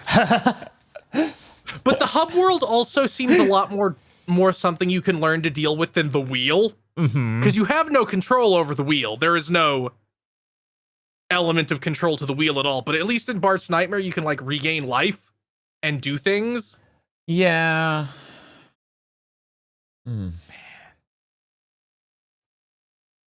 I played a couple other things. Okay, that's great. Let's talk about those. I played Silent Hill: The Short Message. Were you able to finish it? Yes. I bailed. I wanted to bail. It's real bad. Dan's hiding. So you remember 5 years ago we did Armchair Dev's Silent Hill? Uh-huh. And I was like, it'll be Silent Hill Dark Mirror. Like Black Mirror, like your phone screen. Because imagine how fucking stupid and farcical it would be for Silent Hill to ship a project that's entirely about phone bad. Well, guess what they did? They shipped a Silent Hill project that's all phone bad. And some people are going to bat for this. If you've had those feelings and this spoke to you, good for you. I thought this was, this is one of those projects like Cowboy Bebop, the Netflix, where if you made the most cynical, shitty decision possible for every single aspect, you would pretty much get what they made. It's like main character constantly talking aloud to themselves. Check. Main character carrying their phone and constantly having spooky or not spooky text chats with characters. Check. Phone is a flashlight. Oh, sometimes it goes out my battery. Oh no. Check. First person, like your first person, move real slow, can't run. Check. Oh, except if a monster's chasing you, then it's the Crash Bandicoot forced running as you go around a little maze-like area and try to find the way to progress. And by try to find the way to progress, he really means like try to find it. Run it over and over again until you pick the right door that doesn't kill you. Yeah, that's how it goes. Yeah, it's real bad. Learn that you have to do this section once, and then on your second loop, get close enough to this door to aggro the monster to come back to the door that now doesn't loop and lead you to the next section.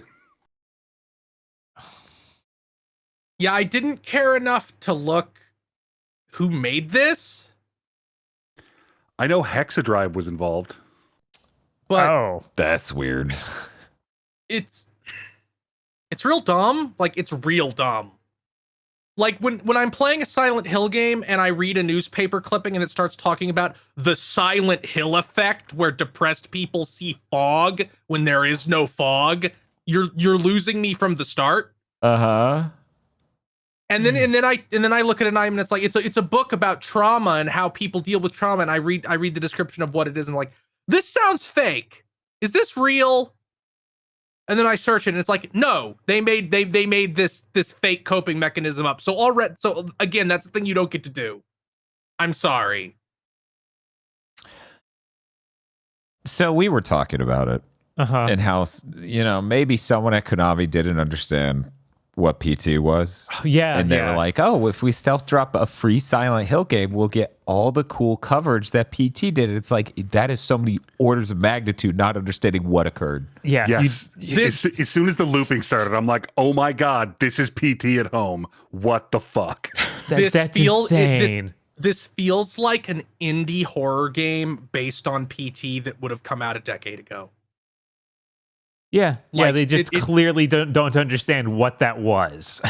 And they're real far up their own ass. Yes, self-harm is serious, but if you're putting your big, you can get help, here's suicide helplines things as your loading screens, you're up your own ass. Yeah, that's like it already starts with it with like a screen you have to read and then hit the button through, but it's also the loading screens. Yeah. That's And like, oh, this is a very serious take on very important issues. You remember that episode of South Park where they go to that museum of intolerance and they go through the tunnel that shouts all the slurs? Yeah, that happens. Yeah, it happens. does That's indeed how they happen. represent the trauma of bullying, is you have to go through that. Oh my god. There's a point where the girl takes out her phone and checks Twitter, and she doesn't have enough followers, so she starts having a breakdown. Oh my god.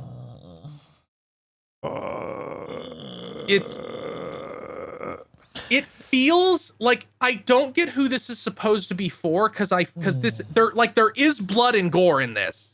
Like, if you get caught by the monster, it rips your chest open. Huh. So it's like, who's the target audience for this? People old enough for an M-rated thing, but young enough to be affected by this really shallow, cynical, uninteresting, like very, very dumb streaming show Hollywood take on this sort of thing of like cyberbullying drove them to the edge. all I know is Ninja Theory's pissed that their next project got stolen. Any Ninja Theory thing washes this. What is the white woman in a condo simulator going to be now? I don't know. Because that There's thing's no white still, women in this stand. but that game's still happening though, right? I believe so. The one that they haven't announced officially canceled it 4 years ago and haven't said anything about since 2+. and they've said numerous times that the entire studio is in on Hellblade 2. I'm sure other games are going along great. But yeah, it's really stupid. Like when you have your character and every single thing you can look at is just like, here's the story. Like I'm just holding up the meaning chart to your face.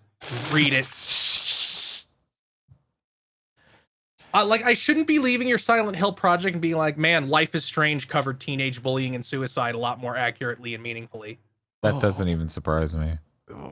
Like, this is pathetic. Yeah. It feels like you got a bunch of like wildly out of touch guys to write a thing for teenage girls. Like, Yeah. It has that energy really strongly. This is peak teens written by adults energy.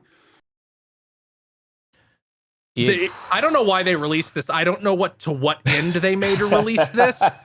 Again, they thought they made PT. Yeah, they were convinced. They tried to engineer PT and they didn't at all understand what had occurred because it's a stealth drop free-to-play game that is Silent Hill. The problem is they announced it was a Silent Hill game.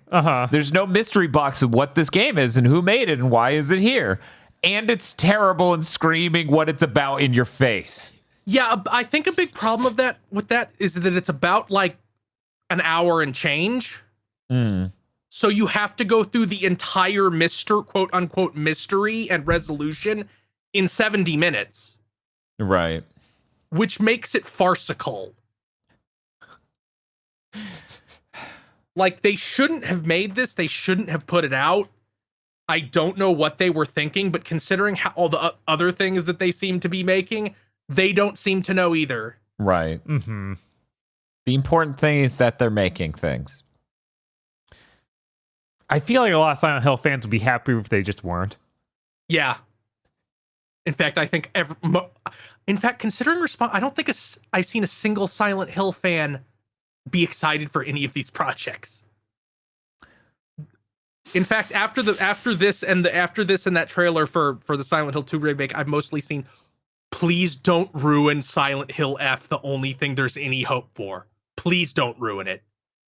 Let that have a budget of like $10 and be a visual novel so they can't ruin it.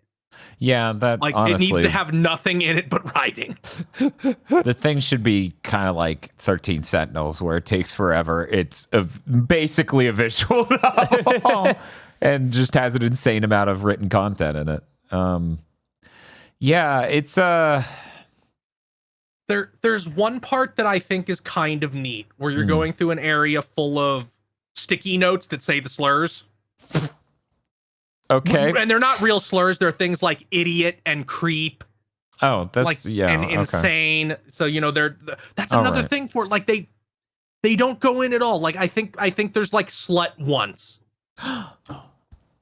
which is another like, guys, Life is Strange punched harder than this. What are you doing? You called me slut. Joke's on you. I'm into that. And then the main character gets empowered.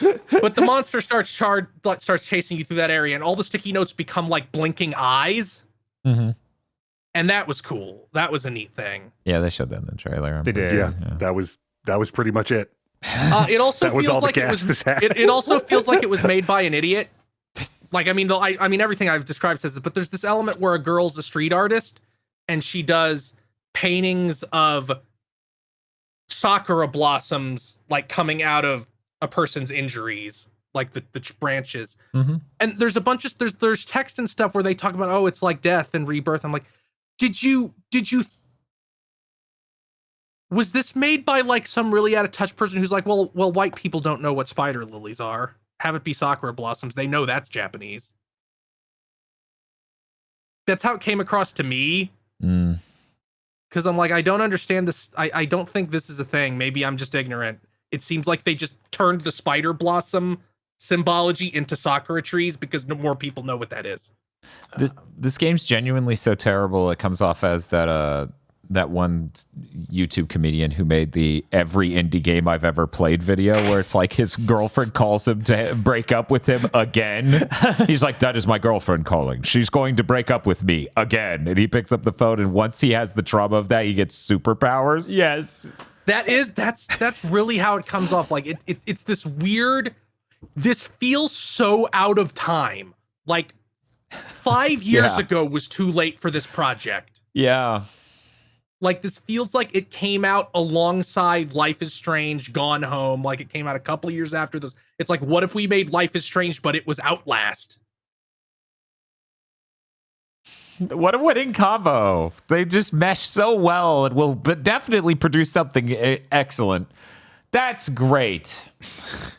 I also played The Prince of Persia, The Lost Crown, a Ubisoft original, which is real big on the box. I don't know who decided on this branding. It's very dumb.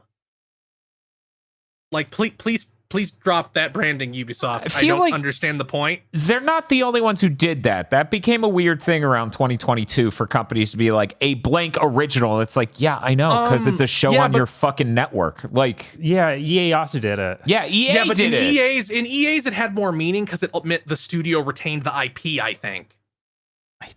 Maybe. I think that's how that worked. But this is a Ubisoft IP, so I think the Ubisoft thing is also coming from the angle of, well, we have the ones that they have some sort of branding for Tom Clancy. They put in on all of them that are that, so they want to have something like that for their non-Tom Clancy universe. I think. Oh my god. Which is stupid, like absolutely just dumb. But I think that's their idea. This game's pretty neat. I've played it for about 2 hours. Let me turn off my angry face. You can tell this is a first attempt, though. Like, you can at making a game like Metroid Dread, which, you know, they've said we were trying to make something like Metroid Dread. Yeah, you can tell by just playing or looking at it. The game feel is a little bit wrong, just a little. Like, it's mostly there, but I feel like the way running. First of all, here's a real big problem. Please patch this soon. You can't use the D-pad to do movement. You have to use the stick. John Linneman was saying you can switch it in the option menu. You can switch it, but there's no way to. You're then out. You then don't have enough buttons. And I tried. You can't map things to the directions on the stick. Weird. So maybe there's some combination of things that work. I don't think L3 is used, so you might be able to map it to L3, and there might be one other free button. But they don't. But like, you should, if that's the case, you should just have a toggle that automatically switches to it, and not make me manually reset all the buttons. Right. I will try that later and see if there is some combination that lets me do that. I don't think the combat feels very good. Like, you have a 3-hit combo, and like every one of these 2D games where you have a 3-hit combo, it kind of feels bad. like you run into spacing issues where like they'll get thrown out of your combo's range. Oh, okay. Yeah, I remember Other than that, feeling it looks real pretty. Mm-hmm. It runs great, obviously, because on PS5 it runs at 120. Yeah, which is pretty sick. It is funny to watch some of the cutscenes and go, "Oh, you like Spider-Verse so much." This has the exact pacing and framing of a scene in Spider-Verse, and then you hit somebody in a cutscene and it like goes into the silhouette dimension, just like Spider-Verse. Artists really like Spider-Verse? No way. I didn't know. What? I haven't really gotten anywhere in the story. It might be cool. It has some interesting things so far. Guys, all game developers, literally every single one to have ever lived. If you're going to convey parts of your story with the dialogue box with portrait above the sticking out of the top of the dialogue box, you need to just make visual novel sprites for that. Because it looks bad and cheap to just be a static portrait. I've never seen that not look cheap. This is especially weird because you made them blink, but you don't make their mouths move. Okay, no, that's the actual problem. One moment. Yeah, I was like, I've seen it work out where it's just literally a still frame that's new art. Like, as long as it's not a picture of their model, right? It's usually fine. But if they're making it blink, that's fucking weird. That's a weird in between level that you probably should never land at. I feel like there was one of these that's like tried to turn the full VTuber and it looked terrible. Yeah. I feel like there's a bunch of games that tried to do I know there's a Neptunia game that did that. Yeah. Or instead of being art, it was just their models. Well, I think maybe it was the Vita one. They the thing you're talking about is literal 2D VTuber. Yeah, like 2D VTuber style, I know, which I think a Canadian made Neptunia does that. I know there's that tool set that popularized in Japan somewhere in the mid-10s that was, hey, we figured out how to make an API and a tool set to do VTubers in video games. So I've seen a number of games use that and to various effect. But yeah, it seems neat so far. I'm not super hot on the combat. It kind of still degrades. Like all boss fights so far have degraded into what every boss fight that's like, we're a 2D Metroid thing that has stylish combat degrades into, which is they attack, I dodge through them and hit them in the back. They turn around and try to attack me, I dodge through them and hit them in the back. And so far that has overcome all three bosses so far. You do have your Metroid-esque parry, but I can just dodge through them and hit them in the back. Is the parry like stronger and maybe kill them faster? There's certain attacks that you get a big cinematic counter that seems to be limited to bosses. Okay, that's cool. But doing it on normal enemies doesn't seem to have much of a point. Unless it's like a guy with a shield. But even then I can use a charge hit and break the shield.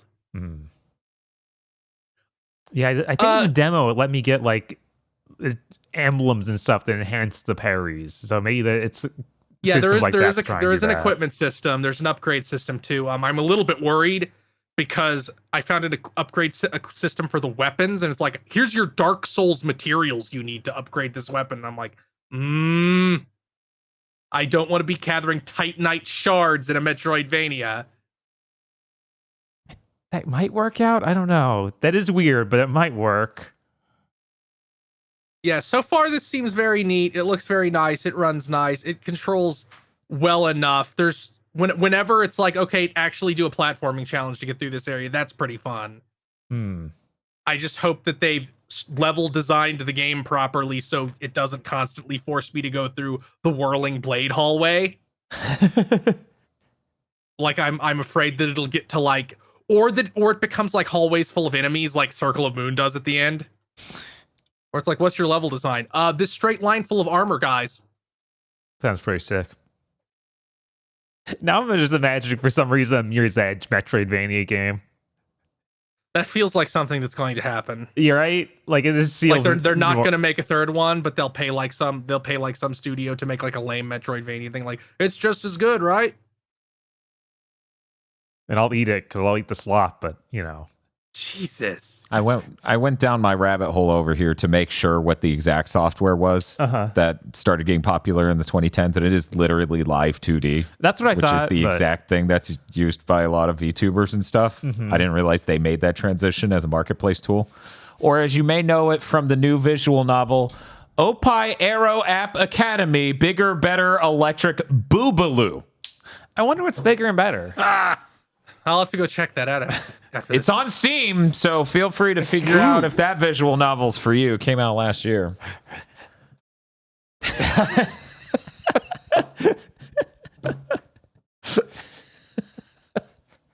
I had to check what was bigger and better, and I think you only need to see one picture, and you can probably... Oh, I see. Yeah, Their personalities. Yes. Yeah. Oh, good Lord. Yeah, those are bigger. Man, technology is amazing. There was a level of bigger I wasn't expecting. I know, right? Developer, Milk Factory. Gee, what a name. What a name.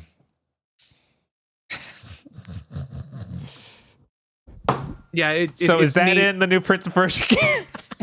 No, sadly. It would be really funny if one character just had a humongous breast, because every character that does not look like they exist in a world where that's possible.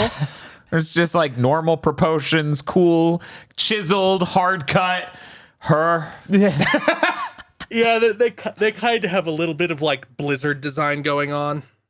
Yeah, they all look like they could have been thrown into Heroes of the Storm, and I would be like, yeah, of course, that's definitely just one from of a them. Blizzard game. It is funny to like, as soon as the game starts, like, you're one of the 7 immortals, the heroes of Persia, and I'm like, okay, my 6 allies, which of you will die tragically, and which of you will I have to kill in a boss fight because you're evil? Yep. And which of you will I remember? The answer's none of them. Oh no, they don't ask you to remember me? There actually is an entire side quest you get almost immediately. It's like, remember us. because it's like an undead soldier who's like, go kill all my men and take our dog tags and remember us. A lot of neat quality of life features. That thing where you can just press down on the D-pad and instantly take a screenshot that stays on the map where you took it. Yeah, that's real cool. That's sick. I think that's something that I would like future Metroidvanias to copy. Some, at least. I feel like that wouldn't be working like Hollow Knight, because the point of Hollow Knight is for you to be confused and scared at all times. Yeah, that would But be like akin to like that'd be Metroid. It'd be that'd fine be- like Metroid. akin to, I don't know, Pseudo Regalia having a map. I saw Hey, them it's tweet the other coming. day that they finished it. They just need to like get it in the game now, or get it in the release version now. They're like, I accidentally made it a separate executable. They also scare people by being like, wouldn't it be really neat if the way the map works is like your memory of the area, so you only remember the last 2 rooms or so? I thought that was sick. I would have loved that. That would have been awesome. They should. No, that should be a mode to the map. These should be difficulties. Just to be clear, that you select no map, memory map. That would be really funny. That'd be so good. Nothing else. I would love that. That would be good. But yeah, Prince of Persia is. I have to beat it before my copy of Granblue gets here. That's what has to happen, or else I will remove it from my PS5 and it won't go back in. It's not like it's Octopath 2. Well, Prince of Persia is supposed to be pretty short, right? Like 10 Yeah, hours. it's a Metroidvania, so Yeah. it shouldn't. And I've played it like two and a half, so it should be entirely possible. Cool. Because I don't think my copy of Granblue is getting here until Saturday. Oh, I should talk about that. I was like, hey, Amazon, I'd like to order Granblue Fantasy Relink. And they go, sure thing. It'll be there February 15th. And I'm like, What? what? What? And I'm like, well, no, it won't. I'll order it from GameStop. So I order it from GameStop. And then GameStop 2 days later sends me an email. Not 2 days later, because I ordered it like a week and a half ago. It sent me an email 2 days ago. Oh. We canceled your order. We don't have enough copies. Like order at a Granblue. store or to your house? To my house. What? Granblue's when just selling millions of copies. when I went in to get like when I got the new PS5, when I traded in the old PS5, I mean, I was like, hey, can I pre-order Granblue here? And they said no. What? They were like, we have too many pre-orders for the game. We're not getting that many copies. Can I pre-order a game at you, GameStop? No. What a joke timeline we live in. Yeah. Like, What in the fucking done. world? They're cooked. No. But so what day was that you were at GameStop? It was That's Monday. I went Tuesday, I think. Tuesday. That's incredible.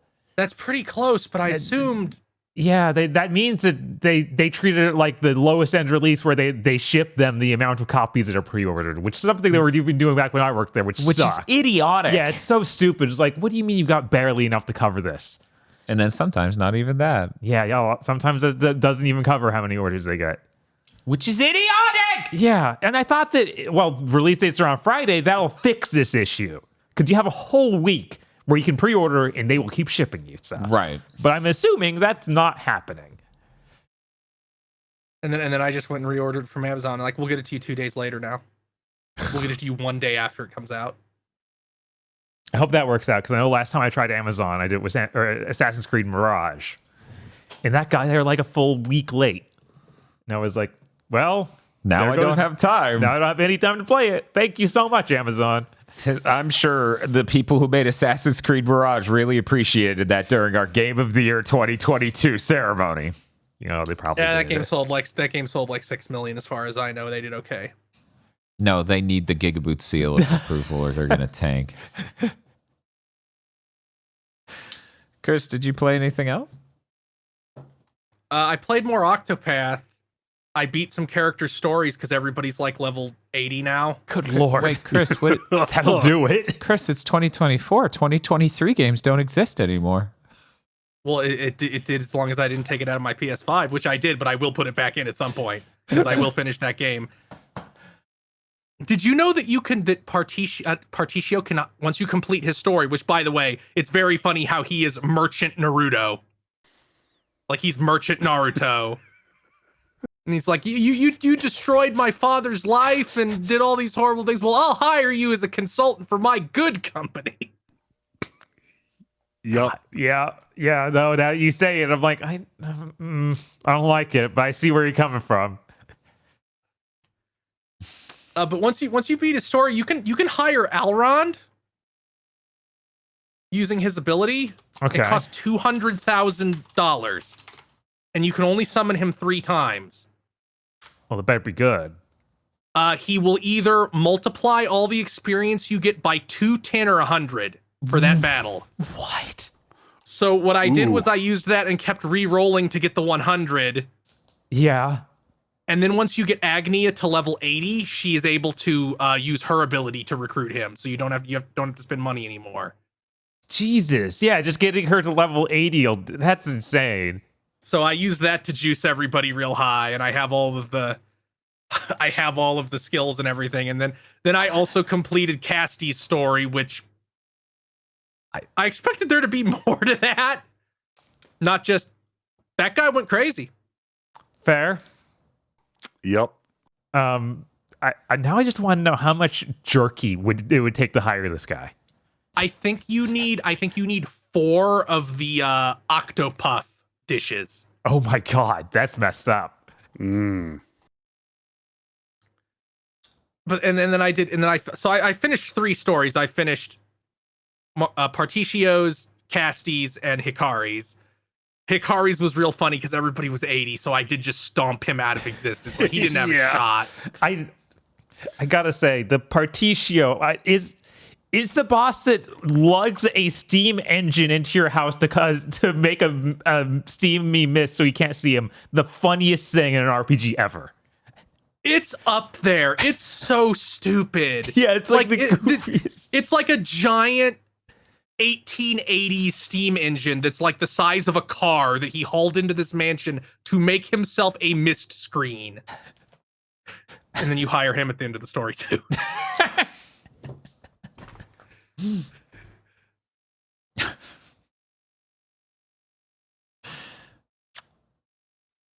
That's it. That's everything I played. Hey, Aggro, what you been playing? I've been playing a lot of Walkabout Mini Golf. You want to talk about Walkabout Mini Golf? Hell yeah, I want to talk about Walkabout Mini Golf. What you been playing? That game's so fucking good. It is so fucking good. I also put a few more hours into Control because I've got an itch for Remedy that cannot be sated. I had forgotten that that game was a straight up like, oh yeah, we did that thing we kept trying to do in 7th Gen where everything's fucking breakable and turns into pieces and you can just toss them around. Yeah. Yeah. Which happens all the time when you bring up the menu, not by hitting the touchpad like every game in existence, but by hitting the up arrow and it superimposes the map over your screen. It doesn't take you to a new screen. It superimposes the map over your screen. So my brain keeps trying to hit circle to exit the map, but I'm still just playing the game. And so I dodge into a wall and explode it. Yeah. She's pretty sturdy.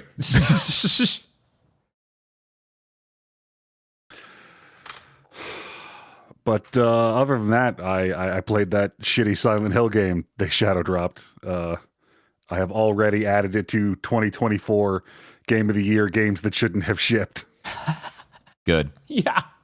Good. Yeah, from your guys' description, I fully understand. Legit though. Hey, Aggro. Hey. So I was playing Walkabout Mini Golf. Uh-huh.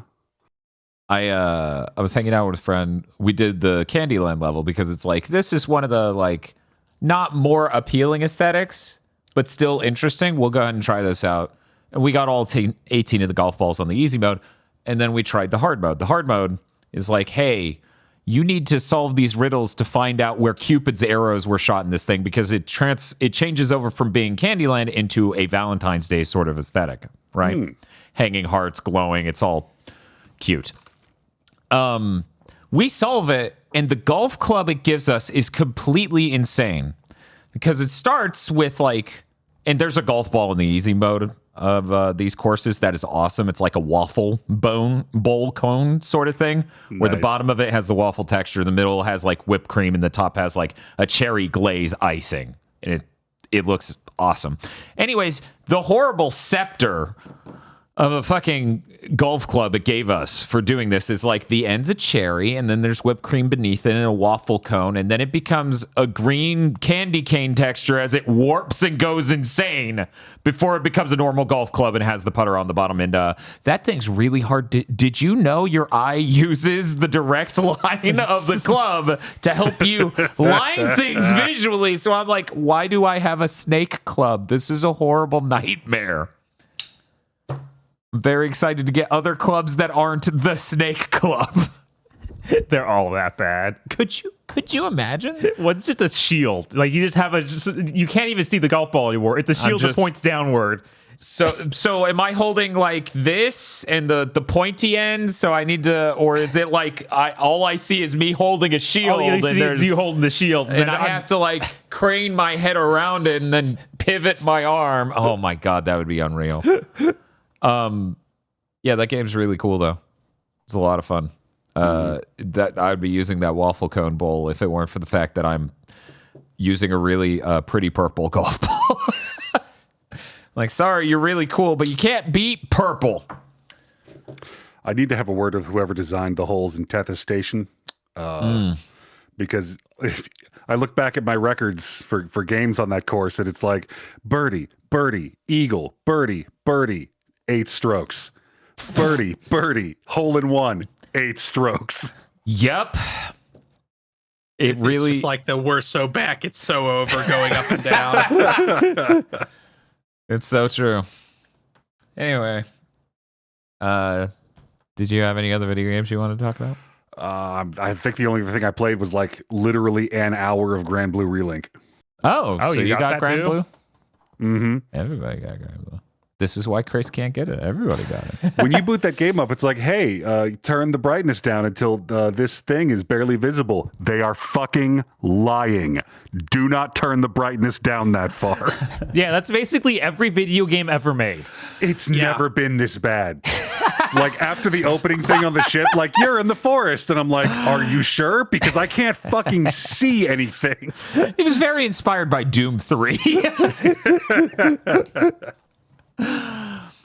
Man, every time I run into these issues, I'm like, maybe this is designed for one of those insane OLEDs that's like 2,700 nits. Maybe. You know, you can barely see everything, and then you look at the sky and die. Oh, yeah, I already drew the Great Companion from Granblue into Scrimblow of the Year. I feel like he's maybe the most present to Scrimblow is in any media. He never stops. I also wanted to give hats off to the art team for designing a metal texture in a stylized art style that actually looks like metal without just like clicking the checkbox that makes it a mirror. Yeah. Yeah, I know what you're talking about. You don't...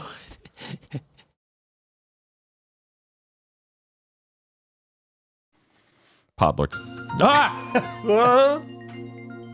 Are they down this hole? Did Aggro fall? Hey, are the Podlords down there? Podlords! Help! Why won't the Podlords help him? Why have the Podlords abandoned us?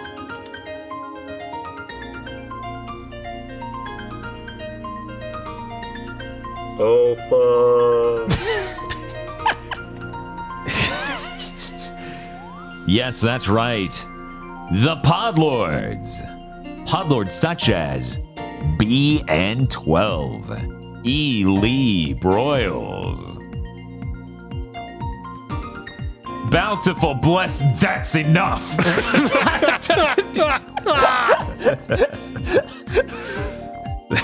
That's a really good still frame. Yeah, it is. He looks like he's like dislocating his shoulders trying to do that. You got maximum that's enough energy on his face. Red Blaze 27, Suzu Shiro, Rado, 101 Shades of still waiting on those backer rewards. So sorry. Never ever. WTF, Spider-Man. Makes you feel better. I'm still waiting on the back rewards for Dirty Pair.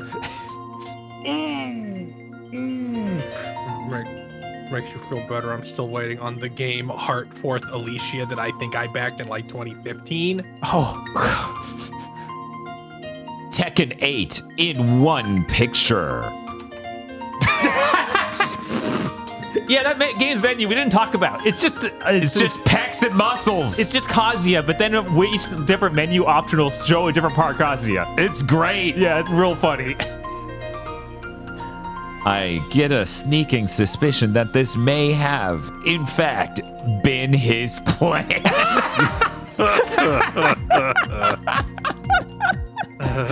I take off my anomalous mask. Corn groans. They're tired of my bullshit.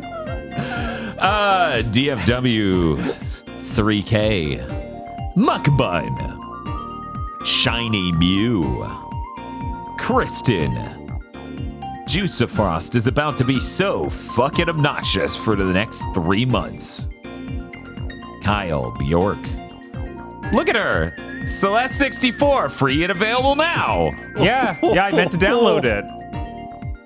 Oh, well. I meant to download and play it from the really amusing angle of, man, I sure haven't played Celeste yet for some reason. Cooper Tank. The Trio de Dangers. I don't like it. I don't like it. Who is the guy on the left like the Yu Yu Hakusho dude? Yeah, that's Sensui. Okay. Yeah. I was just checking. I always forget exactly how he looked when he puts on his raincoat. When he's so cool. Yes. Where did you get that art of Jinkarya using the wind sword in his clothes? He might have edited that. Maybe, but because he never does that, I don't think. Maybe he had it out for 1 second before his jacket and shirt disappeared.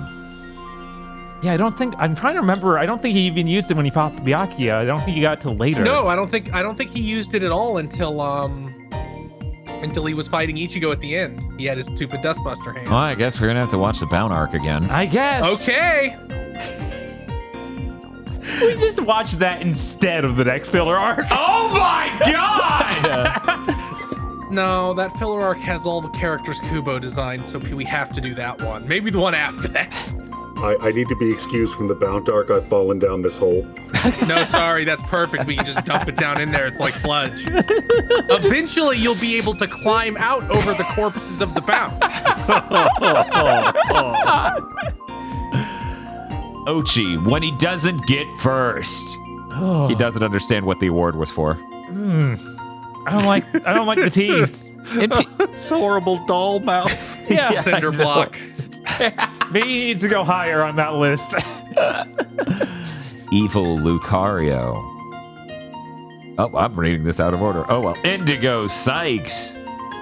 A brain who foresaw the best trail and psychically prevented Dan from playing that game so you would find out about the wise men. There's a lot of lore.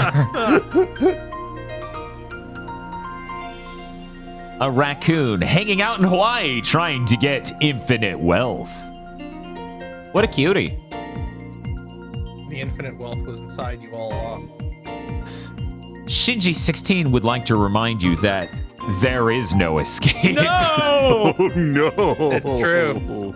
You're here forever. This sucks. I think that you could actually have done a much better job finding the exact bounce they match up with, but this is still horrifying.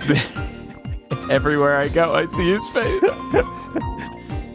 Apple Gothic has downloaded Disco Elysium for the 4th time since it came out. Maybe this will be the time they get to day 2. That's sure how that game goes. Good luck. The Super Mim. Your memories are not immune to the Kari Union.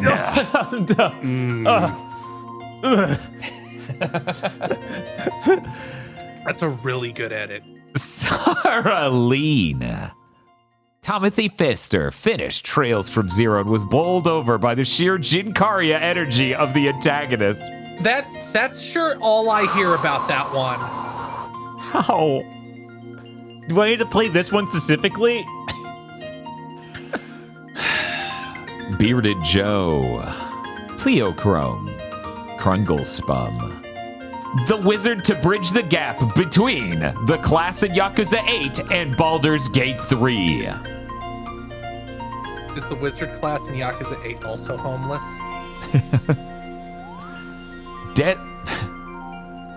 Death Stranding 2 on the beach. I'll have that too, but the real one. You name the beach, and I'll play Death Stranding 2 on it. Holy shit, that's a pull. Oh my god. Is Coach McGurk just the same person who's Bob from Bob's Burgers? Yes. Yeah. Okay. Yeah, it was him all along.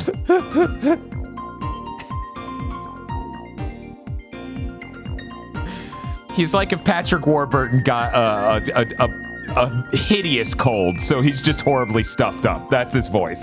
And he's been stuck that way Forever. his entire life. Yes. If he ever wasn't congested, you wouldn't even recognize him. The biggest hydrogen bomb versus coughing baby drops tomorrow. Funniest thing to happen in gaming in 5 years. They're pretty diametrically opposed, but it is still funny to imagine Persona 3 selling more than the 9 years in development Rocksteady game. Oh, it's going to be really good when Granblue sells like 5 times as many copies. Right. Oh, that would be apocalyptic. That would actually maybe cause a significant change in the gaming industry. I mean, at least this Granblue also had like a 7+ year dev cycle. Right, so at least it's fair, right? Right? Me after the story mode of Tekken 8 and after my first day of Ring Fit Adventure. Good lord, that has hands. Black Doom demands a Shadow the Hedgehog death stream. he's not bio lizard. Well, so, Black Doom's gonna have to vote for it, just like everybody else won't. Arturia Pendragon Altar. Oh. Out of Bleach Gag, so I'm just gonna have you read Yu-Gi-Oh card names. Red Nova Dragon. That one's real cool. That's maybe my favorite Yu-Gi-Oh card. They shouldn't have taken the Scar out of the name, though. That was lame, because it used to be Scar Red Nova Dragon. And from my point of view, Sonic and Friends are evil. I need that to be real. I need that rumor to be real bad. Yes. Like, I need it. I need it. Either him or who's Batman now? Oh, Robert Pattinson. Yeah, Robert Pattinson. Either of them need to be Shadow. Thank you very much to our podlords. thank you, Pod Lord. Thank you, Podlords. Thank And you, if you would like Podlords. to be a Podlord, you can go to our Patreon at patreon.com/gbpodcast. For as little as $5 a month, you get access to many benefits, such as early access to Chugging, Bleach, and Pokemon Go to the Movies, our 2 monthly anime review podcasts. You get extended parts of other shows we do when indeed such extended parts exist to be given to you. And you fund a patron-exclusive show, one a month. Either a good show that is Patreon exclusive, where you vote for a good movie that we watch and discuss.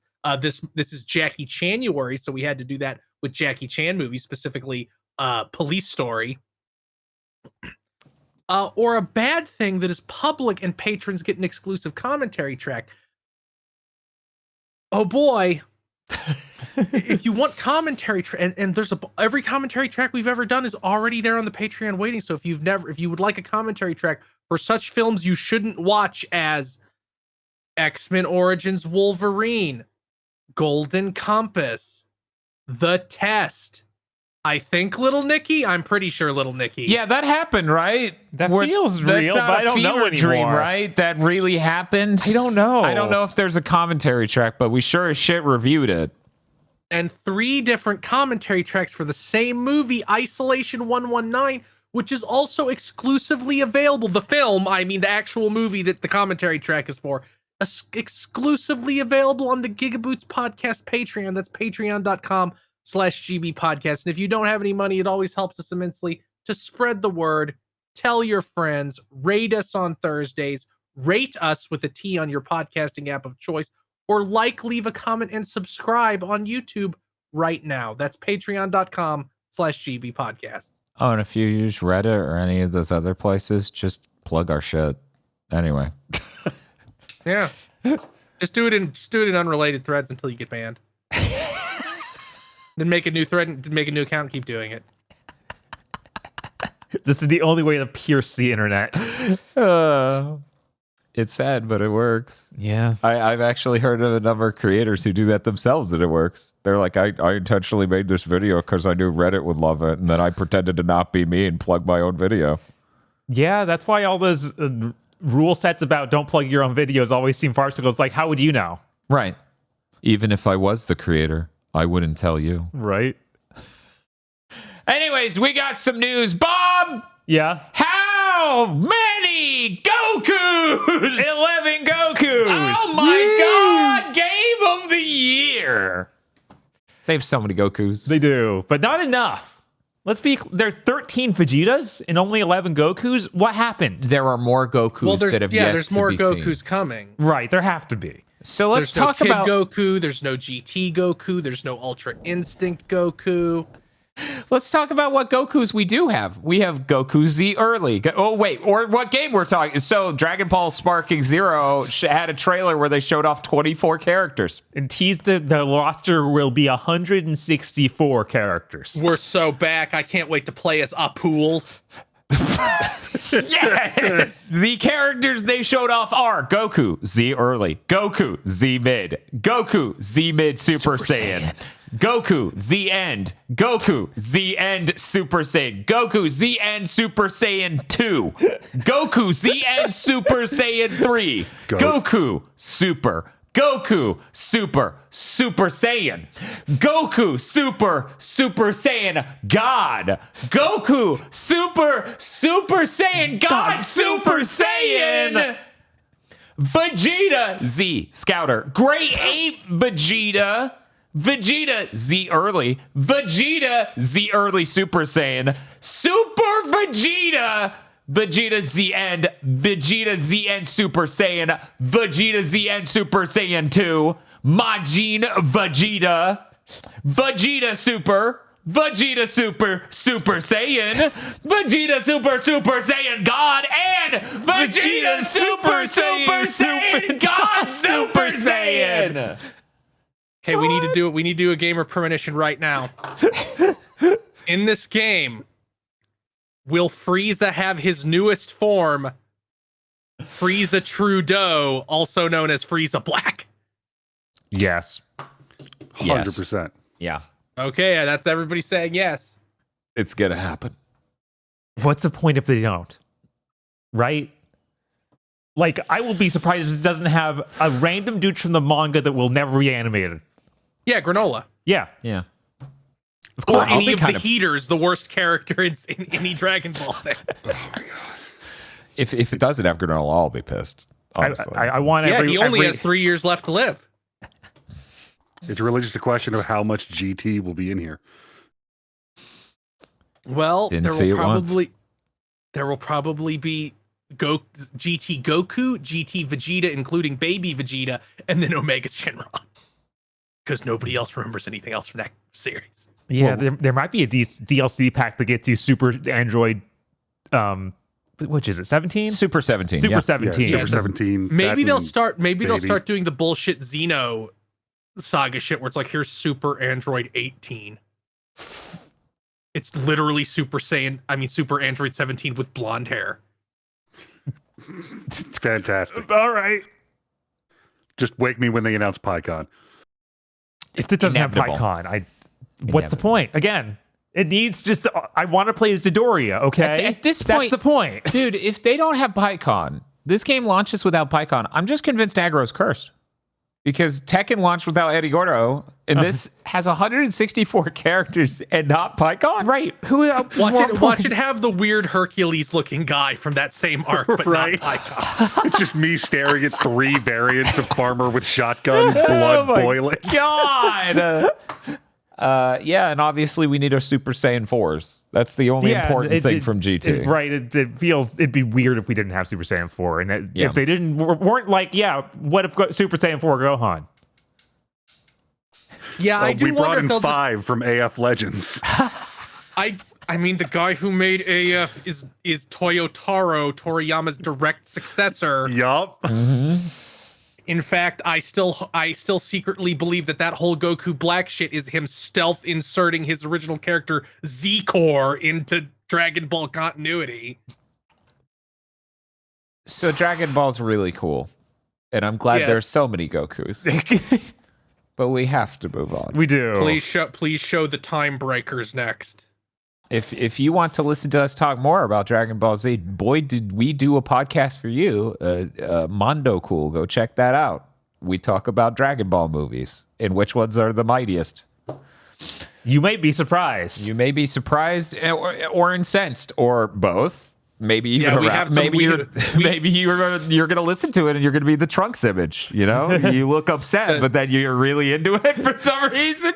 To be blunt, we have extremely atypical opinions from the average Dragon Ball fan about those movies. See, at first you'll be like this, right? Okay. But then you'll be so delighted by our takes that you'll be this. Incredible. Incredible. So, Bob, Uh-huh. Street Fighter 6. Yeah, we finally got a date for Ed. Oh, that's good. He comes out February 27th, so the very end of the month, basically. But I'm excited. I want to play as Ed. I think it's kind of crazy how long it's taken from the last character to him, because I feel like she came out in like September or October. It's been a while, yeah.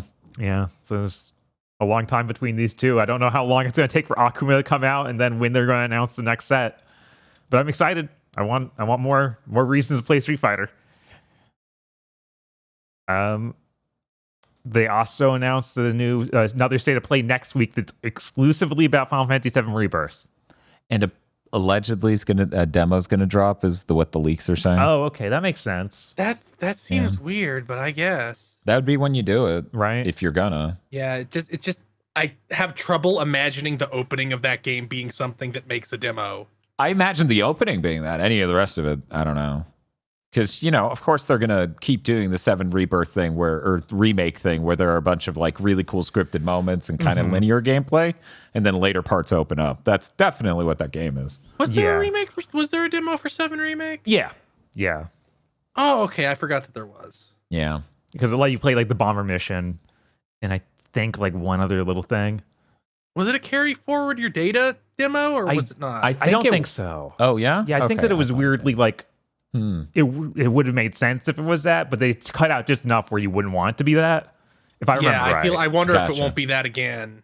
And of course, we're going to talk about the state of play that just happened in a little bit here, but we want to cover the rest of the news first. Yeah. Gran Turismo Sport, that game that was going to be like has a bunch of connections to the internet that make it even feasible at all. They're shutting down the server soon. Yeah. But they announced like today, okay, we're going to do an update. Your saves work offline. The offline mode is just fine. Oh. So thank God. Man, why didn't they announce that first? I don't know.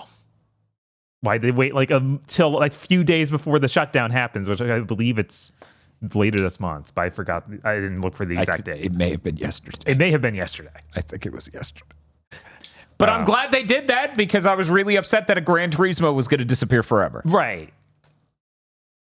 And for people who didn't know, that game literally had to connect to the internet for you to save your data. Right. And now that's gone. You can save your data offline, which is just something that should have been there the whole time. But. Right. Presumably, they're probably planning the same roadmap for 7. Right. Where at the last second, they'll make it offline capable, which is fucking stupid. Yeah. Jesus Christ. Well, that's it for Bob news. Hey, Aggro.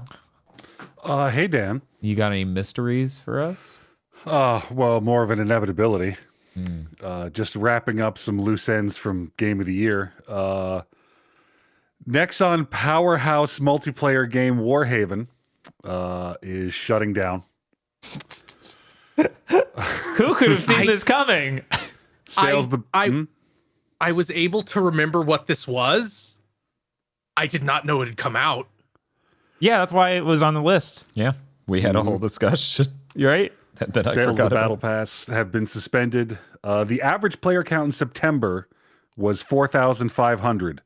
The average player count in October was 1,300.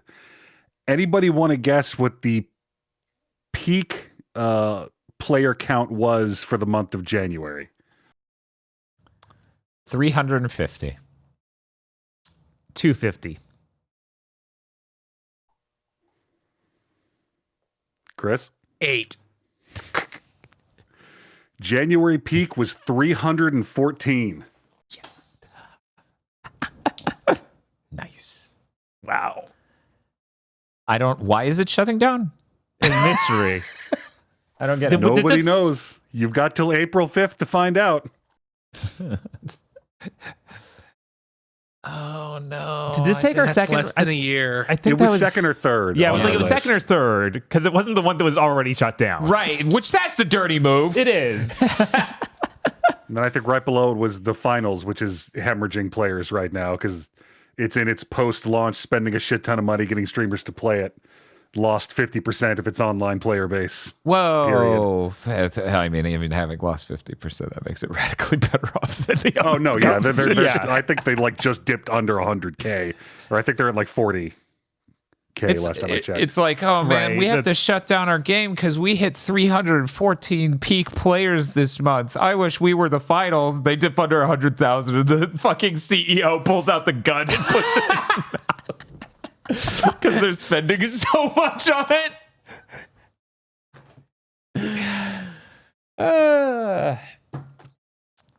Man. Hey, Chris, talking about these dying online games is a bummer. Do you have some sort of block segment you do regularly that cheers us up? It's time for this week's layoff block. Oh, right. Of course you don't. You have that. Well, let's do that instead. This is last week, but we have more detailed information about who got let go at Microsoft. Sledgehammer, High Moon, and Toys for Bob all were hit with significant layoffs. Oh, they're saved. They're gonna make that new Transformers game. We're gonna get Spyro. It's gonna be great. It's just like, no, you're Call of Duty now forever. They also fired every World of Warcraft game master. Didn't they just announce how many World of Warcraft expansions? 3. They announced 3. Who needs GMs in an online game? Yeah, we can make that shit AI now. I can't wait until I successfully trick their AI into giving me the access to the core computer. You just start talking to it like it's Chat GPT. My grandmother used to tell me stories about how to access the central server for Blizzard North. Pretend I have a full set of current raid gear. Now pretend I told you my account was compromised and they deleted it.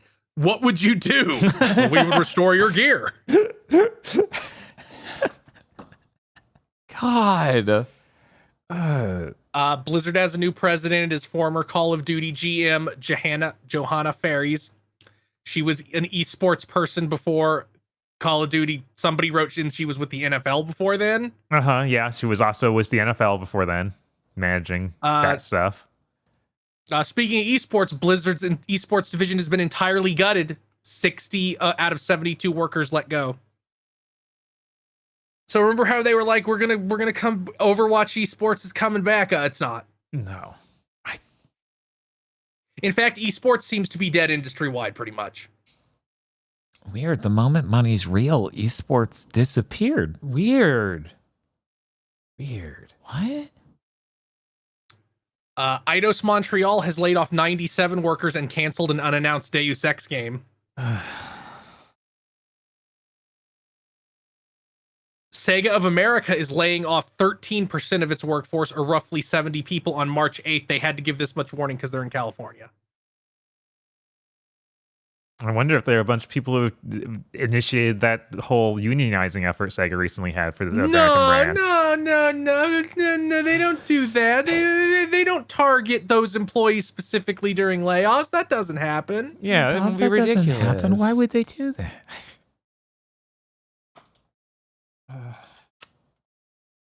This will stop. We'll stop having this block sometime this year, right? It won't just be every week, right?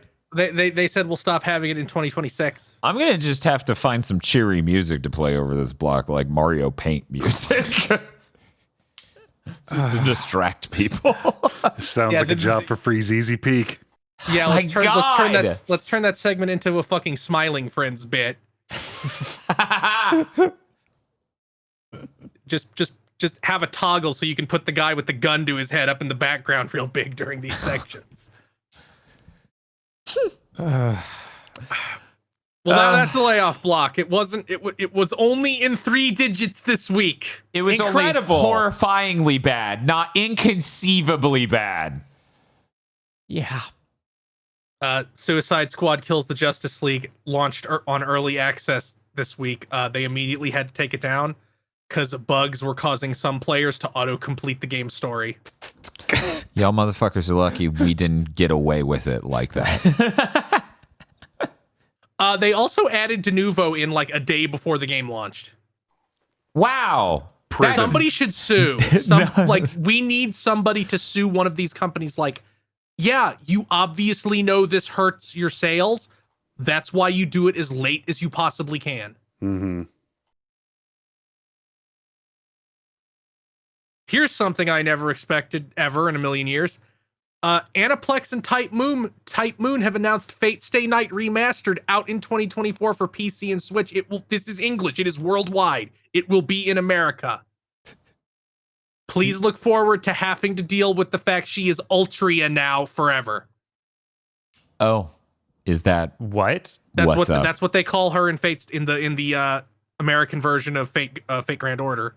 And people just ignored it and kept calling her Artoria. But I'm pretty sure they're just gonna go with that again, because apparently Nasu, the writer, went with that. Is like they pushed that.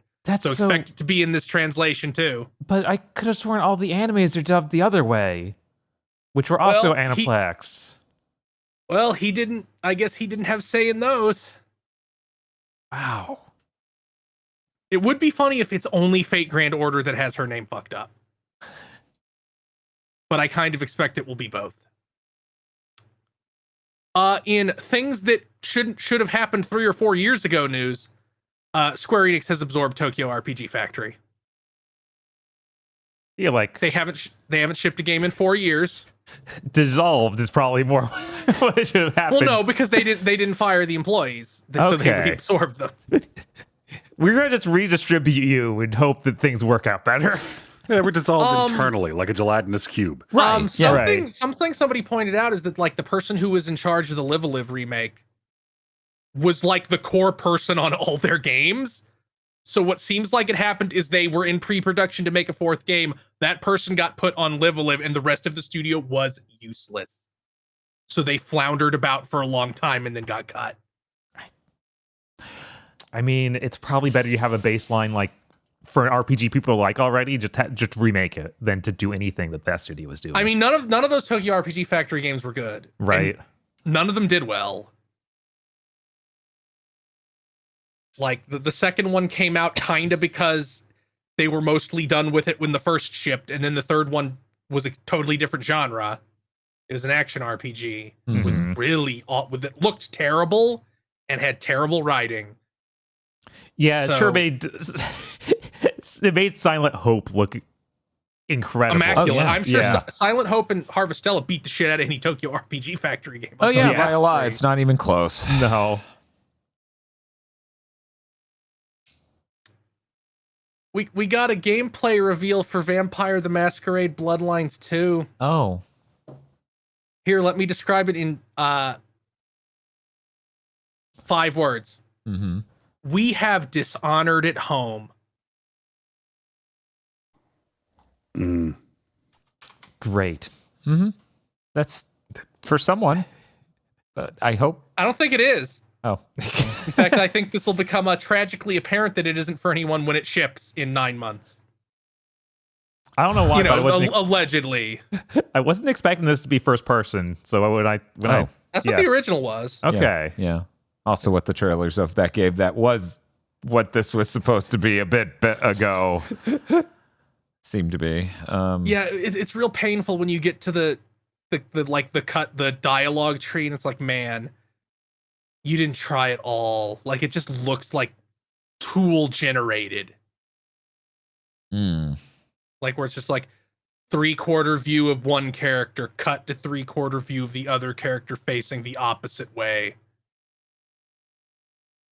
Fallout 4 dialogue tree. So And- it's like X-Men Destiny, where we're just gonna have the worst version of a BioWare sort of thing, almost. Maybe Dialogue-wise. the most insane announcement this week. Hajime Tabata's JP Games announces cutting-edge RPG for adults. Shala. You should all be excited. That's the person who made Crisis Core and nothing else. Yeah, nothing We will else. not And mention they made any other. Crisis Core, and then it came out that every good idea in Crisis Core was actually Nomura popping into the office and saying, "You should do this."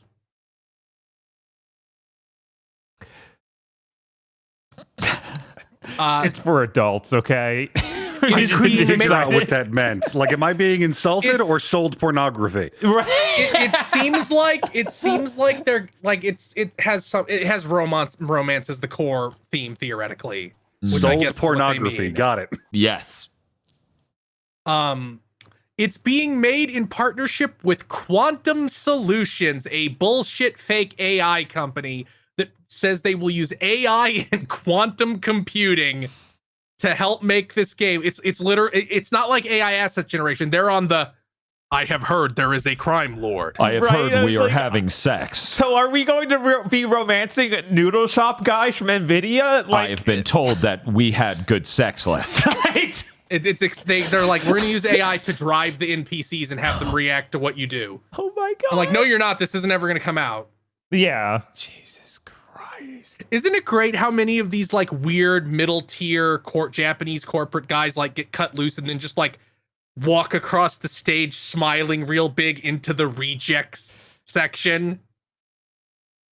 It's really incredible because what's the count at? We got Yuji Naka, Keiji Inafune, and Hajime Tabata. Is there someone I'm missing? I feel like there's wasn't one there more. a Tales of guy? Itagaki. Oh yeah, Itagaki. There we go. Okay, so we're up to 4. What's the deal with Hideo Baba? Does Hideo Baba suck? I don't know shit about him. Okay, so here's what happened with Hideo Baba. Tales of Zestiria really heavily promoted. Allegedly, he left the industry forever as soon as this happened, allegedly, so maybe there's some truth to it, allegedly. Allegedly, he drastically rewrote and restructured Tales of Zestiria in like the back end of its development to center a specific character more so he could flirt with her voice actress. And then as soon as that game came out, he left Bamco and was never heard from ever again. I mean, you've got to respect the hustle. I don't think you have to do that when they're 40 years younger than you. You miss 100% of the shots you shouldn't make. Ooh. Didn't he have a weird thing where he had a stint with another company and then that seemed to just fall out completely? Yeah. He got picked up by Square Enix to do something, but nothing was ever announced, and then he left. Yeah. Weird. Yeah, that was a thing for a little while. I have no idea. Yeah, because Sworn even got like a picture of art. Like we didn't get a name, but we got like an art piece. And it was like, oh, that looks neat. And then that was it. Yeah. Thank you. Let Good night. me check. Project Prelude Rune. Yep. He was picked up in 2017. They probably had one piece of art as they announced that game, and then 2 years later they bounced him. Yeah, we got art of a woman head patting a dragon. That sounds like all right art. I don't know. I can't hear his name without thinking of Radio Gaga. Anyway, we got to move on. So was is Tabata in jail yet? Like, is that the not yet? I feel like there might be some kind of securities fraud issue in the near future waiting for him. Who knows? Anything is possible with middle tier executive who escaped a larger game publisher in Japan and is now working with a company that thinks they do quantum computing, possibly because no one explained to them what that is. We also had a state of play. Yeah, let's talk about the state of play. They showed off currently, I believe it won most anticipated game, Helldivers 2, coming out next week. They announced after launch they're going to have mechs, and they showed that off, and that looked really cool. People complain that we don't like the game enough, and I just all I've ever said about the gameplay they're showing is it should run good. Because what they show theoretically could be a fun game. It just runs like shit every time they show, and I'm like, what's going on? But that's on PC too, so maybe the PC version will be fine. Maybe. Every time I see it, I'm just like, yeah, this is sauceless EDF. How'd you do it? Well, they made it 4-player online co-op. But yeah, that's out next week. I was going to give it a chance, but later I find out, no, I'm not. So after that, they had Stellar Blade out April 24th. They showed a ton of the world and a ton of the characters. That thing looks awesome. It looks like Rage and a Nier Automata had a baby. Yeah, they also show you unlocking the double jump skill. Yes. I don't know why exactly that one, but hey, cool, they're double jumping the game. Pretty sick. This was the trailer that made me go, okay, I'll sign up for this. Sony made me crap my pants as I thought Blood Omen came back from the dead for this conference, but no, it's fine. It's called V Rising. It's sort of a Diablo-like game where you play as a white-haired vampire, and you can see why I was fucking shitting my pants. That looked cool. Apparently on PC already, question mark. Yeah. That's going to be out in 2024 on the PS5. Rise of the Ronin looked really, really great. They showed scope of the city and the world and stuff, traversal stuff. It looks really cool. Yeah, this is the first trailer. Like, oh, this game might actually be incredible. Yeah, this was the first trailer where like, I may buy this game. Holy crap. Because I was like, that looks cool. I don't trust it. Now I'm like, that looks cool, and it looks like there's something for me in it. Mm-hmm. So that was really sick. Dave the Diver is coming to PS5, and there's the Godzilla tie-in. Cool. Okay. Silent Hill 2 remake played a trailer, and this was not a coordinated bit. All four of us just went silent. Because It was so. Why did you think anyone wanted this?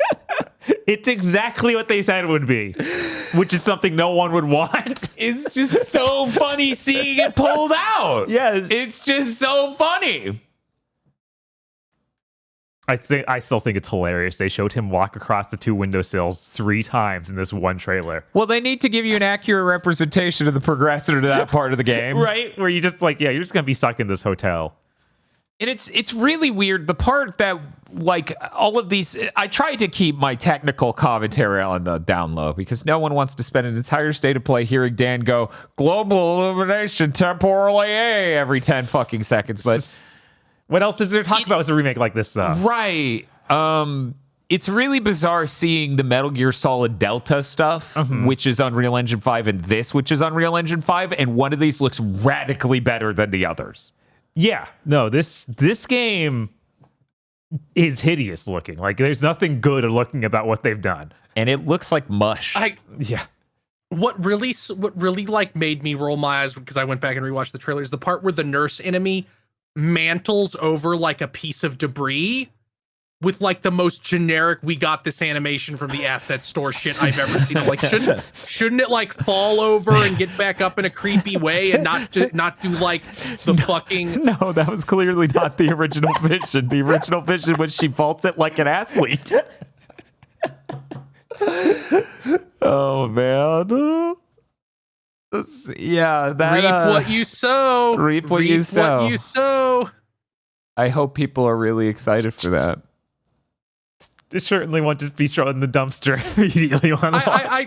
It'll be funny if it's like, yeah, guess what? When you remake a game that didn't sell very well, the remake doesn't sell very well. Silent Hill 2 did all right, but not by modern standards.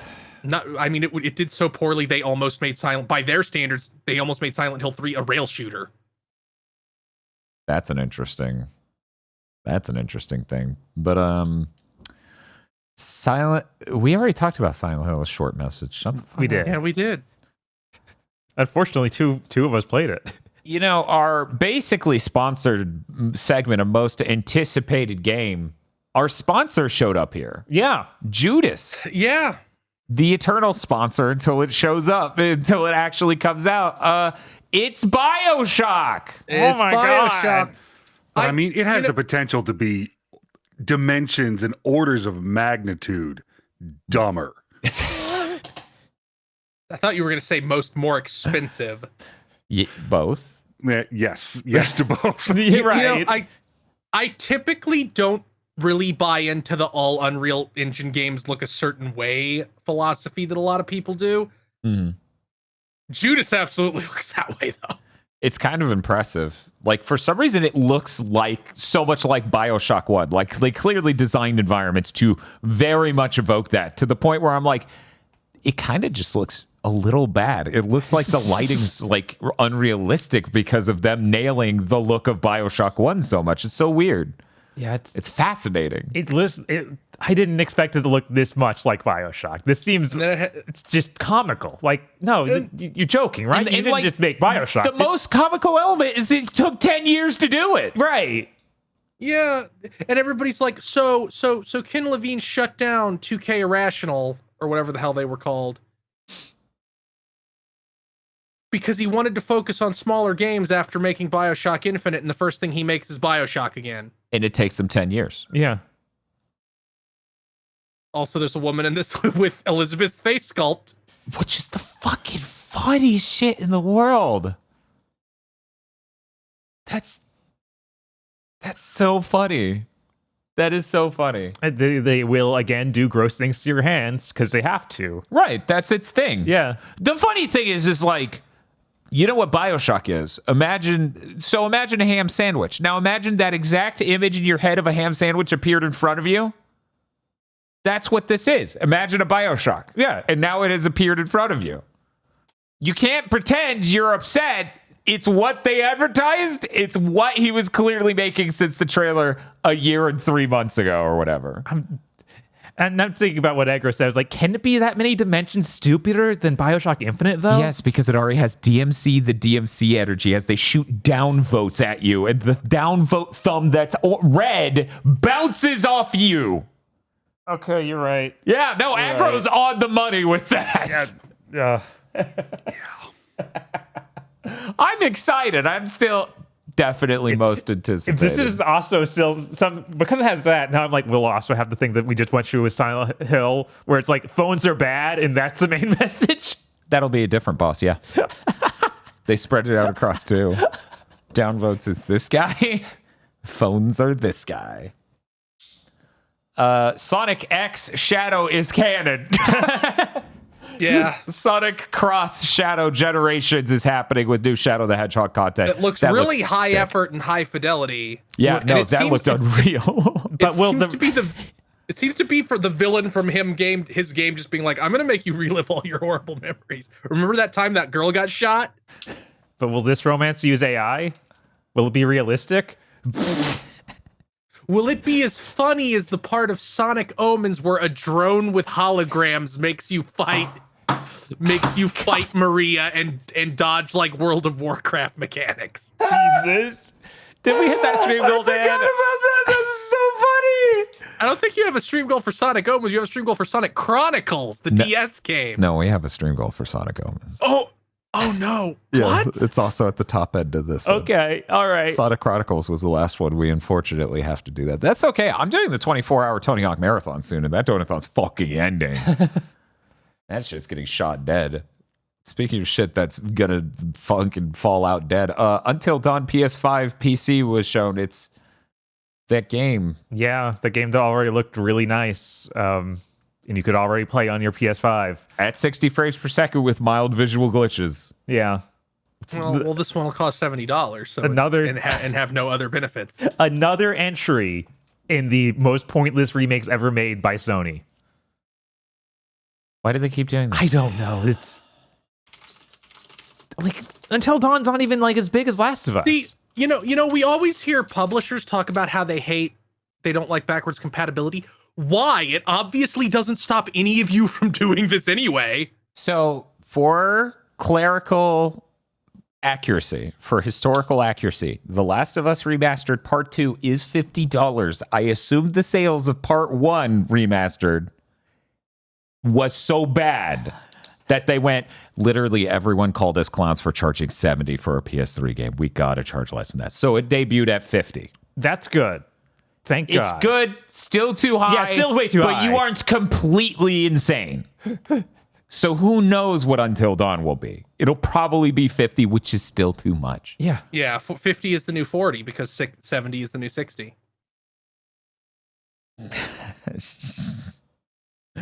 Dragon's Dogma 2 was shown again. I have nothing to say other than comments that might upset you. Bob. They showed off a new class and tricked me.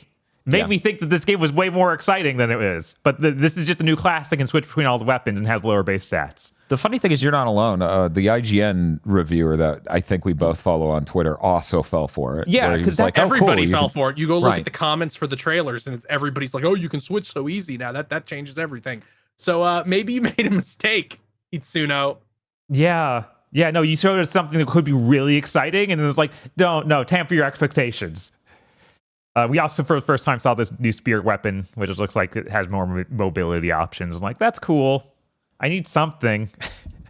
New spear weapon. Yeah. Yeah. You know, the Dragon's Dogma Online, the game that came out 15 years ago or more, never came to the States, had very cool weapons that aren't in this game. Really? Yeah, it had like a grapple hook that you could throw out and a whole like knife attached to it and was combos for that. You had, I think they called it Alchemist, and you just punched dudes and used alchemy like from Full Metal Alchemist. Oh, that's sick. Yeah. I'm like, guys, I thought that would cool stuff, not just it's one again. Right. I was really interested in Dragon's Dogma Online. It was unfortunate it never came over. Yeah, it was pretty upsetting. They just didn't do it for whatever reason. Then they showed off a VR game that is apparently hitting version 1.0 on PC at the same time as it comes out on the PS5. It's called Legendary Tales. You can punch skeletons and beat them with chairs. Mm-hmm. But it also is a legitimate like action RPG sort of thing where you have equipment and stats and things. That game looks sick as hell. It's coming out the same day as Helldivers 2. Sorry, Helldivers 2. I genuinely was gonna play you. Yeah, you're the only one on Earth. Now you can hit the RKO on a skeleton in VR. Right. Oh my god. Once again, VR developers just pull a Pal World, rip off a bunch of Pokemon, and put me in a room with a bunch of blunt instruments in them in VR.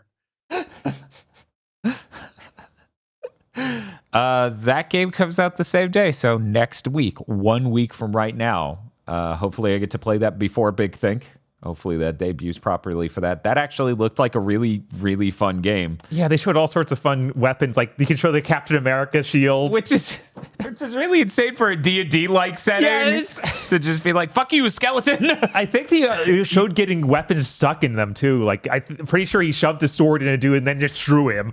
Yes. Like, that's great. They also had the thing where it was like a dragon or something shot a fireball at you and you could literally deflect it realistically with your shield at a different guy. I was like, oh, this looks fun as hell. Yeah, that game looks sick. So hopefully I'll get to talk about that next week. They showed off another VR game, which is really weird. Metro Awakening. Apparently this is also coming out on the Quest, but it's clearly one of these like AAA VR games. It's a Metro game, and it's seemingly a completely original Metro game. Somebody posted a picture in the fan Discord of like, here it is on the MetaQuest store. It says it violates something about their store policies. And then we all went, what the hell could this Metro? It's not out. What did it violate? And then someone was like, maybe this game also lets you touch your wife tits. I'm like, whoa, wait one moment. Game of the century in VR.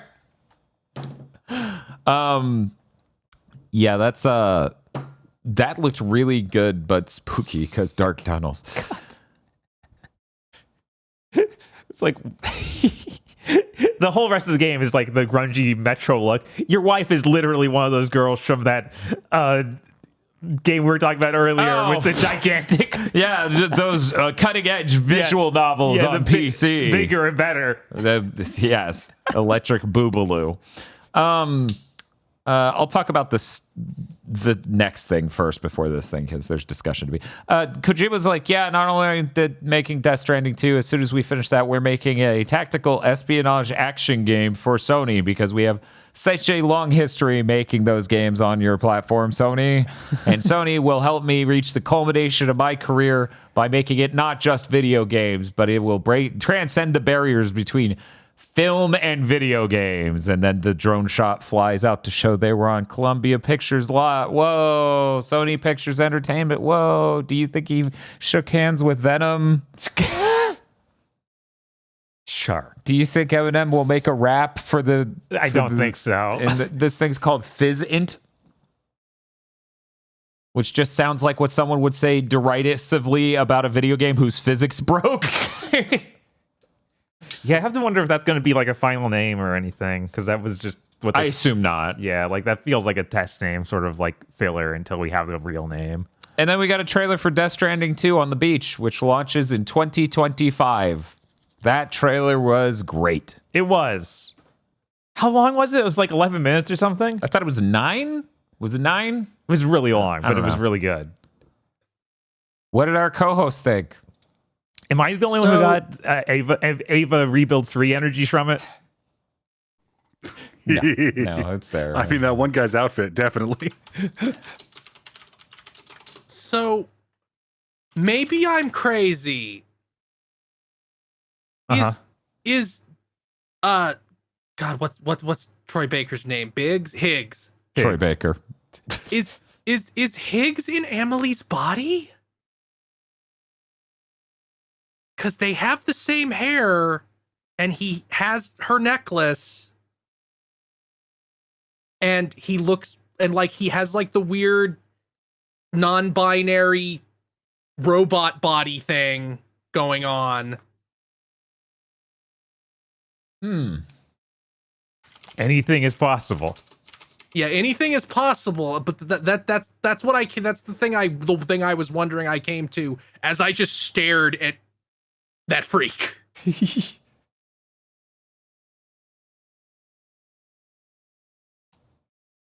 Man, I'm glad that a new Kojima thing has robotic ninjas. Yeah, it's very cool. I like Death Stranding, but I'm glad that it's not just don't eat another 40 pounds of green beans. Mm-hmm. That was an interesting experience once. You need to change it a little bit.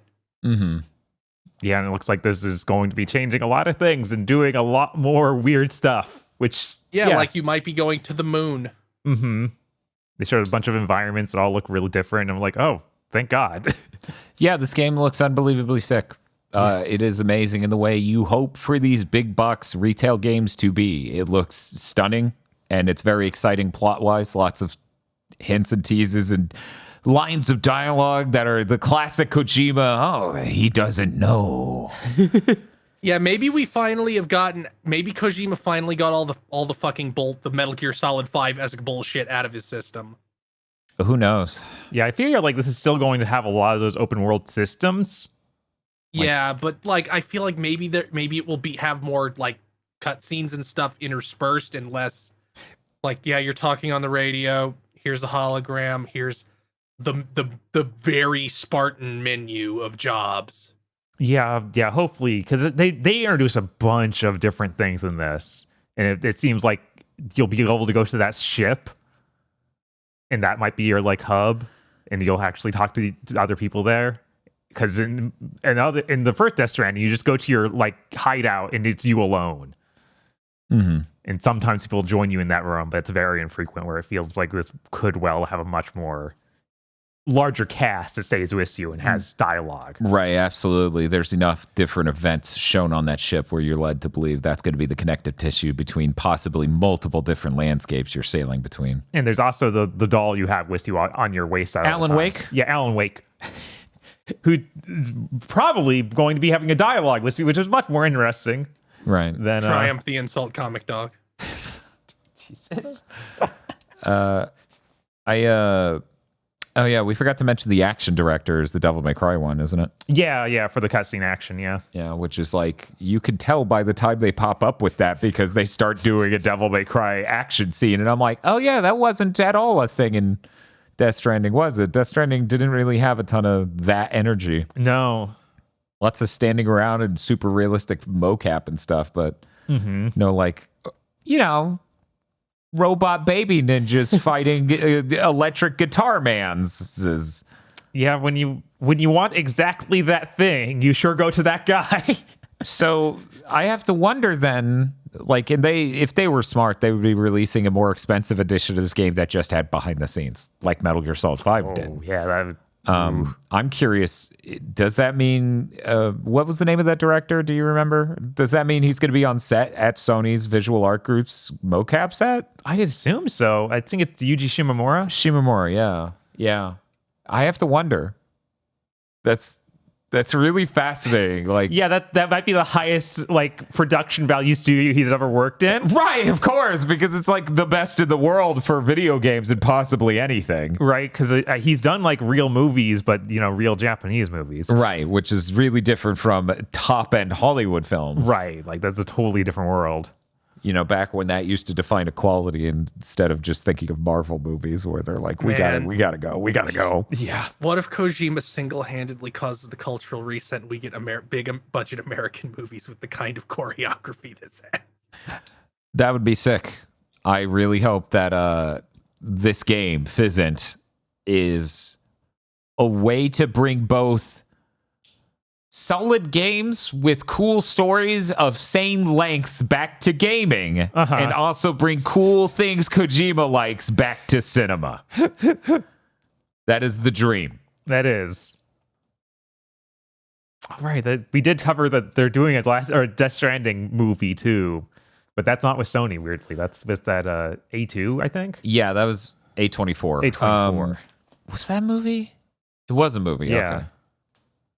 So many things for streaming shows. I get confused. Wait, we got a piece of last second news. Oh, yeah? Yeah, Phantom Blade Zero put out a trailer that's mostly animation and then said there'll be a playable demo this year. Oh, that's neat. Okay. It might be real. Oh my god. Games being real. I'm not used to that. Anyways, that's it for Big Think this week. Well, I highly recommend you all watch the Game of the Year stuff. That stuff is so hard to do, and we seem to be one of the only places doing it. Like in the way we do it, especially. I tell really all your enjoyed friends it. about the biggest jobber category this year. Show them clips of Dan having an aneurysm.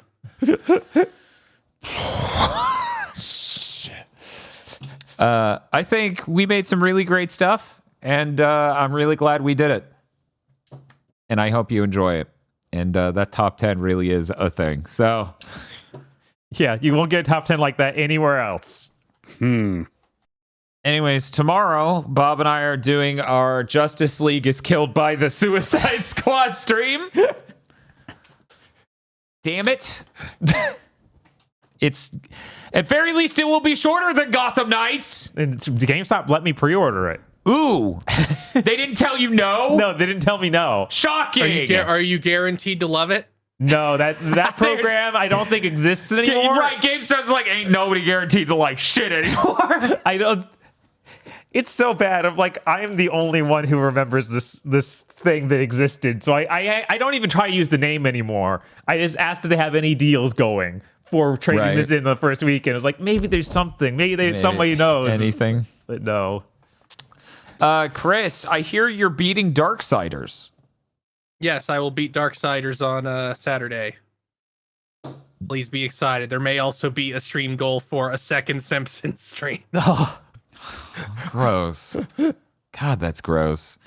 Darksiders is really cool. I didn't say much during that segment, but it's really neat to just see a video game like that because we don't get them. It is weird that we didn't see it. Like nobody else just me. Like we made our own Zelda. Right. It's so infrequent. It's been Keta and then fucking nothing. You're right. It feels like everybody has quit copying things except service games. So maybe now that all those are dead forever, we'll see a result. We'll see a resurgence of like, well, people still copy Zelda. They copy Breath of the Wild. So you have Genshin and you had that stupid Immortals Phoenix Rising shit. Yes. So people rip off new Zelda. Right, but maybe now that all these studios that were making service games and hopefully will still exist once the dust settles, need to make games, they can pick good old games and just make copies of them. That'd be neat. It's so weird that even Darksiders 2 doesn't get it. They're like, what if it was more open worldy? And I'm like, I don't think that's what anybody wanted. I think they wanted Zelda again. It's not even open worldy. First of all, I believe that after that first area, it stops. Oh, really? Like it's just the first area. Because I played a decent number of hours and I'm like, this is weirdly big.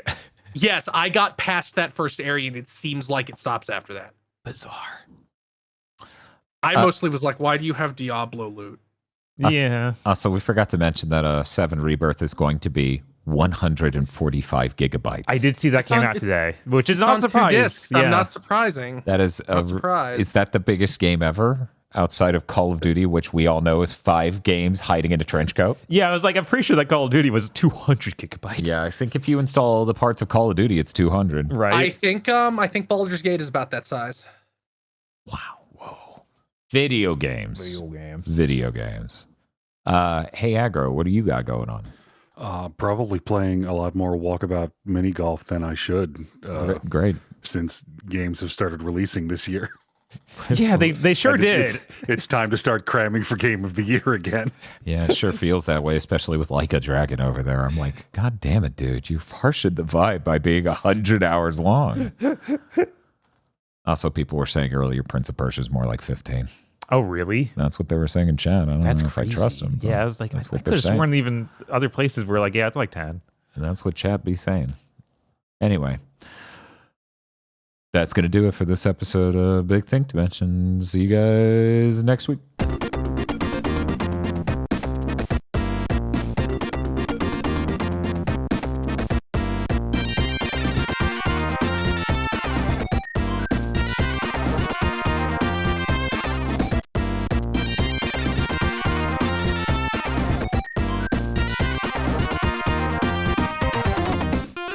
Thank you very much for listening to this episode of Big Think Dimension. big thing to mention is it's only possible because of you and your support over at patreon.com/gbpodcast, where you can get commentary tracks for countless movies, early access to Pokemon Go to the Movies, early access to Chugging Bleach, and support us doing all sorts of other initiatives. That is patreon.com/gbpodcast, where you can watch Isolation 119 today.